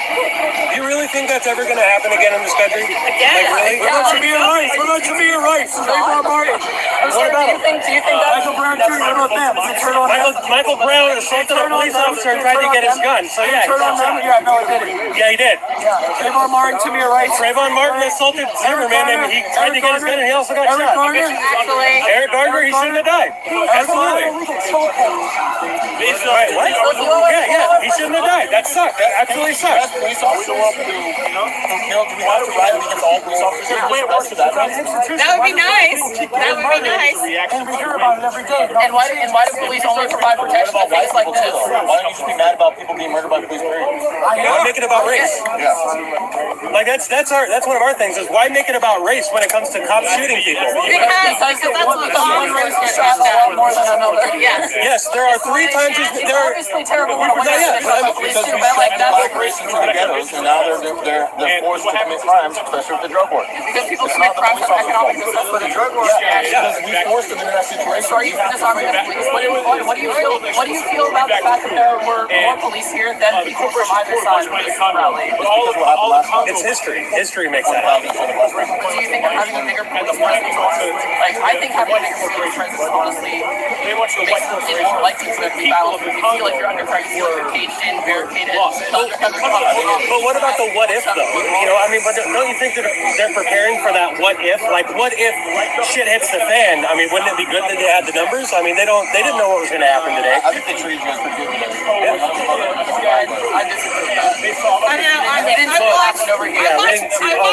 It happened over here on this side. We saw stuff, but it was far enough away. I watched KPD. I was on the block when the shots were fired yesterday. I watched them mobilize a dozen SUVs in a matter of 10 minutes. So to your point of what if shit went down today, I think we could show up if they were needed. Absolutely. But I'm with you. It's ridiculous. There were more law enforcement than any people here. It's ridiculous. And schools use militia, and I think the corporations are militia. There's no militia groups on the West Coast. They don't have the support. Militia groups and SPCs are really hard for everyone. Especially has really gun laws. So groups are like redneck and go on the left, and I don't know that on the right, but they don't operate that. In terms of history education, I'm a history gun laws should be very, very relaxed. Everyone should have guns. Yep. Agreed. And this is one of the things that bothers us so much. Is because so many things that you guys say, like what that guy just said right there, right? We all agree. He said left versus right politics is bullshit. Absolutely, 100%. Yeah, we do. Honestly, we just need to be thankful for the good officers and we don't have to judge all of them like they're all bad. We should judge the system, right? I don't trust everybody suspect because the good ones can't then speak out. The biggest problem is the laws. If they had so many laws on the books, they couldn't arrest so many people. We gotta draw back all the laws. Okay, we gotta make it hard for them to arrest people, and we need to respect the. I know, these are all the laws, but the way the court system works for indictments, for internal investigations, for the police systems, bar none, those are corrupt and racist, and that's the biggest place where the institutionalized racism faces in place. I guarantee you, police don't care what the color of their skin is. If they're corrupt, they just want to make money. That's the thing. Corruption isn't racist. Neither is evil. Racism is the root of corruption because power starts. Money. No, That's it's all right. about money. And where's the money? We can't go back to the beginning of this It wasn't about country. racism. It was about corruption. It was about trying to take a human being and use him as a slave. It didn't. And who was justified by saying black people weren't human. Who used right? Because that is the foundation of wealth in this country. It was saying, oh, they're black. So the thing is, it was corruption. If there was no money involved, then there wouldn't be slaves. There'd be no point. The slaves are all about corruption. It was about the cotton fields, everything. That's the underpinning of racism. That's exactly what it is. That was the rhetoric. If they feel like it's okay. That rhetoric. Exactly. That is racist. But what about that same rhetoric that gets put out against us, saying that we're all Nazis or white supremacists? I mean, it's bullshit. It's all a lie. It's not that literally all of you are Nazis and white supremacists. It's that white supremacists and Nazis support you. And that doesn't seem to support you. Or when. So I think where that stems from is when John Law organized the first Boston rally, he invited Augustus Vindictus, who's a Holocaust denier. So that's where the shitstorm went downhill from there. For here? Yeah. So, I mean, also Gavin McInnes is a little anti-Semitic, so that doesn't help. It's a kind of see smile. But so, and also, I mean, what they stick in there, like I see some of the videos, like he does say some racist things. But I don't. But you see what I'm saying? That's where the snowball is. But our biggest thing is we really care about the individual. Like the whole group think. Like, okay, for instance, we're out of Portland. We go to Portland a lot. There's a lot of Antifa in Portland. There's some Antifa that we talk to on a daily basis. They're good people. They're great guys. Like we just we just disagree on a couple things. So we don't sit there and go, all of Antifa is a bunch of domestic terrorists want to kill everybody, because obviously that's not necessarily the case. However, and it's those generalizations that all Trump supporters are white supremacists. Well, there's a Trump supporter right there, and he's browner than anybody else standing here. I did the empathy camp with Joey here, so I mean I kept both sides. I was just trying to answer the question. Yeah. Why this particular rally has been labeled a Nazi rally. But I think people need to start doing it at a case by case individual basis. If Identity Europa is billed as a speaker for one of these rallies, then okay, yeah, it's a white nationalist rally. It makes sense. If David Duke gets invited, then it's a KKK event. At what point does it cross the line to legally? No, not legally. But like you say, you're only focused on the individuals. But is that just ignoring certain trends that happen? But most of the trends are make believe though. We've been everywhere we've gone. Everywhere that we've gone, we've been labeled as Nazis and white supremacists. Everywhere we've gone. Usually white people out Augusta. Then why don't we make calling out the people that are swapping you in? We do. Do you guys know? Do you know they're attacking us? No, I'm just like this. No, the right and the left are both eating themselves. Oh, absolutely. You guys heard about the guy who stabbed people in Portland, Jeremy Christian, right? No, we kicked him out. We kicked him out. We kicked him out. We made him leave. He had to walk with Antifa. He walked with Antifa the entire march. It's just super contradictory. He's not a hatred person to oppose me, to make me look bad. He did that on purpose. He has pictures on his Facebook page. He has pictures of Trump dressed like Hitler. At that time, we were doing pro-Trump stuff, and he was pissed off at us. And so he showed up there doing his Hail Hitler stuff and everything, but he was anti-fascist. He hated Hitler. That's why he supported Bernie Sanders. He wanted Bernie, and then he voted for Jill Stein. He's not a Patriot Prayer guy. So I'm like, that's not what I do. That's not what I support. But that's the information that everybody's given, right? Everybody thinks that he's a Patriot Prayer guy, but we kicked him out. We made him leave. Before the stabbing, so I don't know if that was. But that's the reason why. That's one of the reasons why we come out and do this, because we're hoping that like if you guys actually sat there and listened to some of those speeches, it's freedom. Everybody believes in freedoms, right? Freedom. Everybody wants freedom of speech, to be able to speak without being assaulted, so on and so forth. Like, why not? So, but like, I don't remember which one of the figures, but one of the figures was standing up there saying that we're here for freedom of speech, but all you people protesting are idiots and are disrespecting freedom of speech, despite the fact that we're also using our freedom of speech. Right, but as long as that's just hypocritical, and that makes me not take this serious. As long as it's speech, that's fine. But we get assaulted everywhere we go. We gotta go. Yeah, so the brown people, so the leftists. I get assaulted every single day. I can't even walk through Boston without being attacked. Why? Because I have people look at how I look, my skin color, what I wear on my head. What about how you look? I have people saying horrible things to me because of how I look and because of our president's. That's not good. That's not good. And if we were there, we would defend you 100%. This week, so I definitely like that instead of literally sucks. You don't want to go through that when I walk into class, and that's exactly what No, it's not. It's absolutely not what we support. Not at all. Do you see the brown guy sitting right next to us who's preaching with it too? What about our presidency? Do you watch TV and do you read his tweets? Yeah, I'm not a fan of his tweets. All right. You're free to do and live however you want in this country. Did he call you token? Did he call him a token? How can you call a native guy token, a Samoan guy token, a Japanese guy token, and I don't know what he is, but he's darker than us too. Jesus. My God, why are liberals so racist?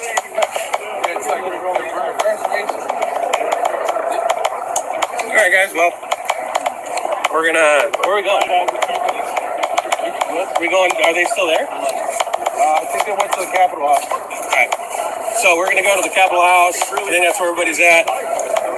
Nobody, well, we got like a couple people following us, but they're individuals, just making sure we don't cause trouble. I just turn around and charge at him.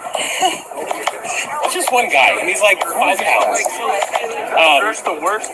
So, right there, with the hoodie, that's just the worst. So we're gonna take off, and I'm gonna sign off. Make sure you guys go to Liberty One TV, because that is where all this footage from all these events that I'll be covering in the future will be going. LibertyOneTV.com. And I might be coming live again. I know Antifa went chasing after the Patriots that took off, so that's where we're headed now. See you guys later.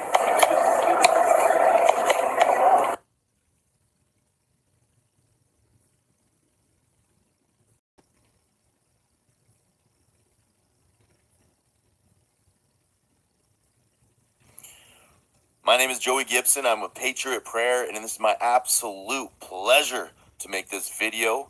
Make this video about a man named Tiny who's not so tiny. Everywhere I go, people want to know, who is this man? What motivates him? What drives him? This man is a man of all heart. Tons of passion, tons of inspiration, but there's a story behind him that he has to tell, and I believe it will impact so many people if you listen with an open heart and an open mind. There's a narrative in our country that there is no point in trying to change the hearts and minds of people, but that is not true. That is a lie.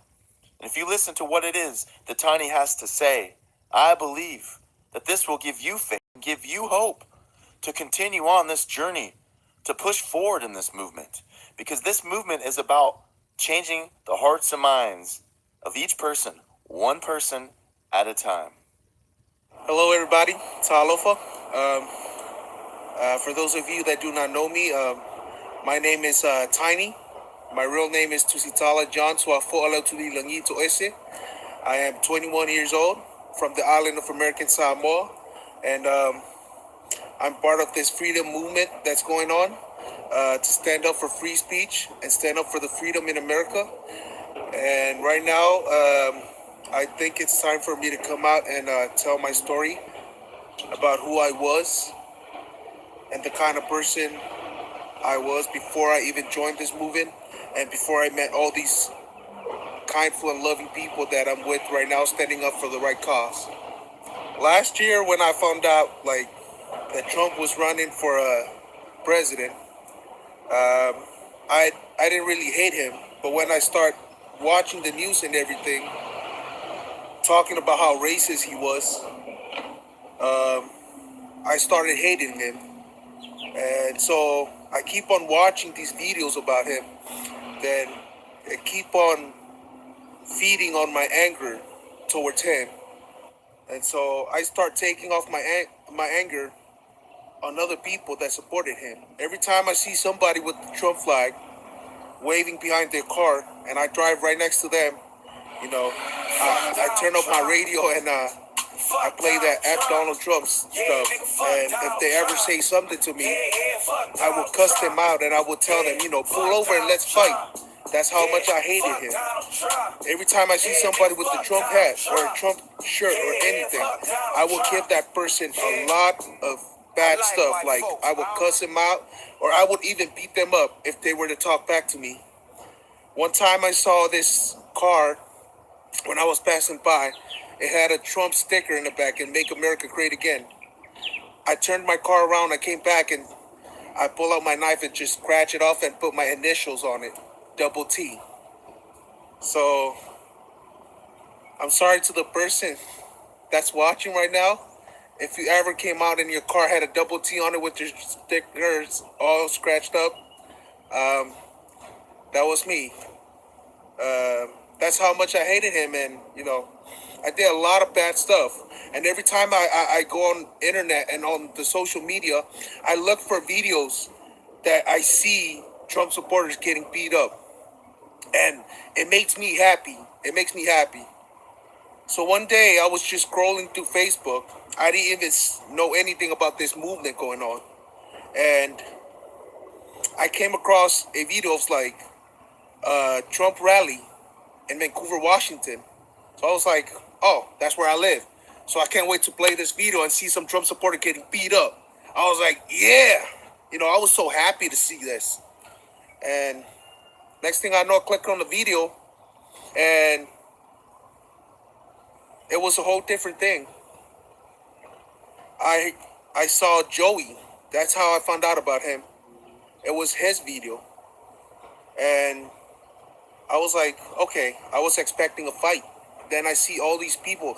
I didn't even know about Antifa until I went with Joey and these guys. I saw these guys in masks and everything.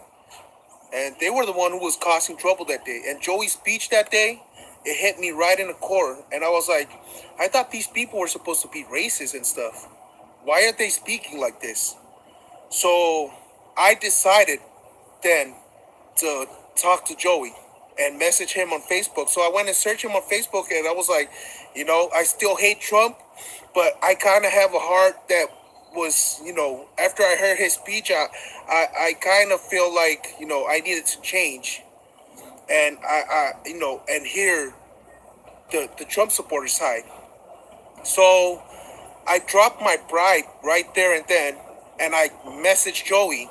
So I lied to him. I was like, hey, Joey, I saw that speech and everything. And, I'm a big Trump supporter and all that. So I was just trying to get him to believe me so I can join them and see what was going on, see the truth.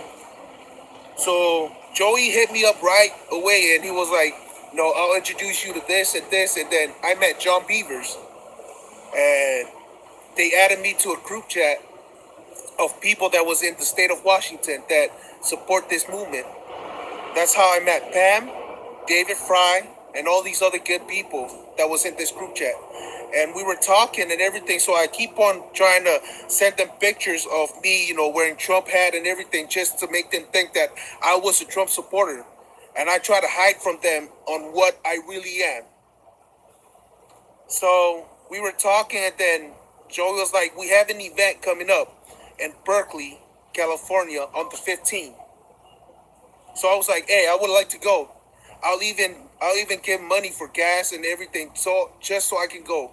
But in my heart, I still had that hate for him, but not as much as I hated him before I even found out about Joey. because of his speech. And so I was talking to John Beavers. We planned everything. They came down with the van, and I met these guys. Keep in mind, this was my first time seeing them in person. And they picked me up. And so we were on our way to go. It was David Fry, Roger Cramps, and then John Beavers. They were all white. And in my mind, I thought these guys were racist, and they're going to do something to me. When we were on our way, everything was good. And then they played a song. This song was called Porch Honky. And so I laughed at them. I was like, oh, I love this song. But inside my heart, I was like, these guys are racist. They're going to do something to me. And so I still sit there and laugh at them and everything. And in my mind, I was still like, I was worried that these guys are going to do something to me. Because I was the only brown person in the car. And, I still had that mind frame where, Trump supporters are racist. Next thing I know, we pull over. I think it was in Salem, to a Burger King to grab something to eat. And while we were eating, after we ate, we hopped back in the car, and we were gonna leave. And I saw on the right side there was this old Mexican dude. He had a flat tire and he was trying to change it. So I wanted to say, let's go help them. But I in my mind, I was like, okay, I'm gonna put these guys that was in the car, David Fry, John Beavers, and Cramps, on the test to see if they were gonna say, hey, let's go help this dude. That would change my whole mind on them being racist. So while we were backing up, David Fry turned around and he said, oh, hey, look, he has a flat tire. Let's go help him. I was like, I was confused at the time, and I was like, I thought these guys were supposed to be racist. Why are they going to help out a Mexican guy? And so we went over there, and that changed my whole mind on everything. And, I felt really bad about myself and the way I was living my life, hating Trump and doing all this stuff to the people that supported him, that was around me. And we helped that guy that day. After that tire change, I felt better being around these guys. And when we got to Berkeley, California, that's where I met Joey in person. Okay, and I was a little scared to shake his hand because I thought he was going to know who I really am. I thought he was that kind of person where he was so anointing and he's going to see through you and be like, oh, you're a Trump hater and everything. So that's the reason why I was a little bit scared to shake his hand. But when I got there to Berkeley, California, and stuff started happening, and I look on our side, we have a lot of people there, old people, kids and stuff. And these other group, like the Antifa, that's where I found out about Antifa. They just came in looking for a fight. They weren't there willing to talk or anything. So that's where it was Berkeley on the 15th. I changed my mind about what I support and what I stand for. And that's why I committed and myself to what I'm doing right now. And it's to stand up for what's right. And it was really hard for me to come out due to the fact that I did a lot of bad stuff to the people that I'm standing with right now. And that's the reason why I didn't want to come out with this. But the only reason why I didn't want to come out was I felt like the people are going to change. They're going to look at me. They're going to look at me as a traitor and all that. I thought people were not going to want me to join them and everything. But I came out, and some of my brothers, like Joey Gibson, talked me. It was like, you know what? Your story is it can help somebody else that's out there, change their heart just like you were changed and everything. So, yeah, but that's the reason why I didn't want to come out, because I met a lot of amazing people during this movement. And, I saw the way they were treating me and everything. They were like they knew me 10 years ago and we've been friends for a long time. And, some of these people, I only met them for like 2 days and they're hitting me up like they are my family and everything. So I was scared of losing that relationship with them. I was scared that they would change the way that they would look at me, I would look like an outsider and everything. But deep inside, I love everybody. And that's why I'm joining this. I look at Antifa side, what they're doing, it would not help me and my family, and it will not help this country. I would not want my kids to grow up in America that is run by them. So that's how I look at it. I would like my kid to grow up in America that's run by the people that I'm standing with right now, because what I see on what they're doing is really right and really true. And it's a good thing, and that's what I would like my kid to grow up in. Okay, so quickly explain to him what would have happened if you knew about Antifa before. Just gotta go through that real quick. Just quickly, Okay. To me, I don't know. I know a lot of you guys do not believe in God, but that is your right. You have the right to believe or not to believe. But I do believe in God, and I think the reason why I'm standing with a lot of us right now and on this side is because God wanted me to stand with you guys. I'm so surprised that that whole period of time where I hated Trump and everything, I never saw a video about Antifa. I never heard about Antifa or anything else. Because I think God knew that if I was to find out about Antifa before I found out about Joey's video, I would have been standing on their side with the mask and attacking you guys. That's what it would have got to. But, I'm so surprised that I came around, Joey's video first before I even, because I've been searching the internet about groups, that are against Trump support that wants to beat them up. But I never came across Antifa. That's the thing that surprised me the most. And then, I think me being in this movement and standing with the people that I'm standing with right now, it was meant to be, and it was something that I was supposed to do.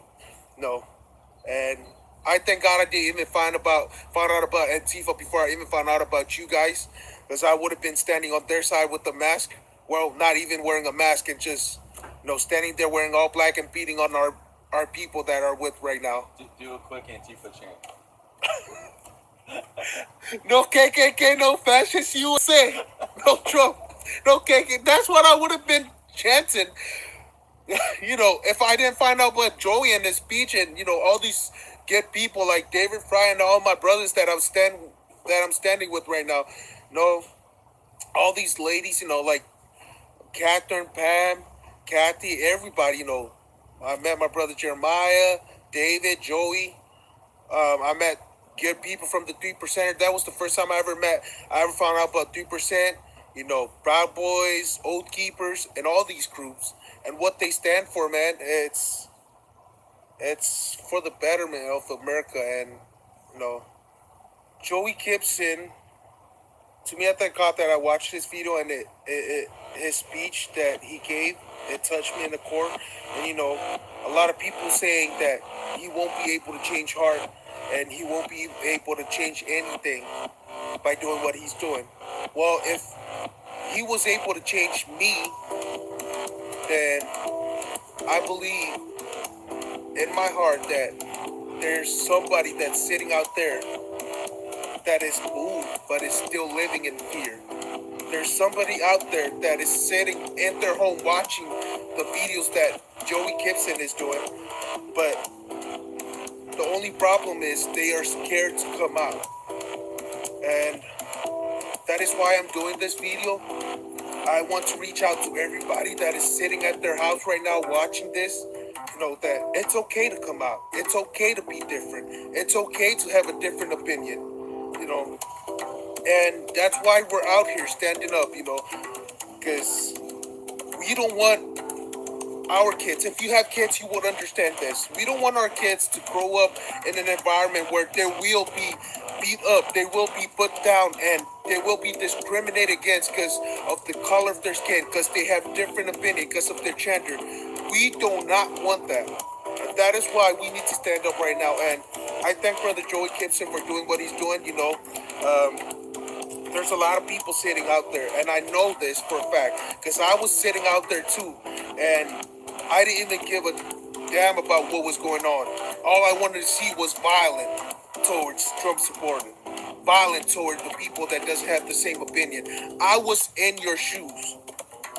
I was watching his video too that day, and you know, it hit me right in the core, and it made me want to come out and just experience it. Because to me, when I watched that video, I thought he was just talking, because there's a difference between saying something and doing or acting towards what you're saying, and like walking the talk. That's why I want to come out and see if he was just saying that to make people feel good and make people feel like their side is not violent. And in person, if I meet them, they're gonna be violent. Next thing I know, this guy, everything he speaks is everything he walks. And I thank God that I meet him. And to everybody that's watching this right now, come out. Just drop the fear. Just one event, stop watching the news. That's what happened to me.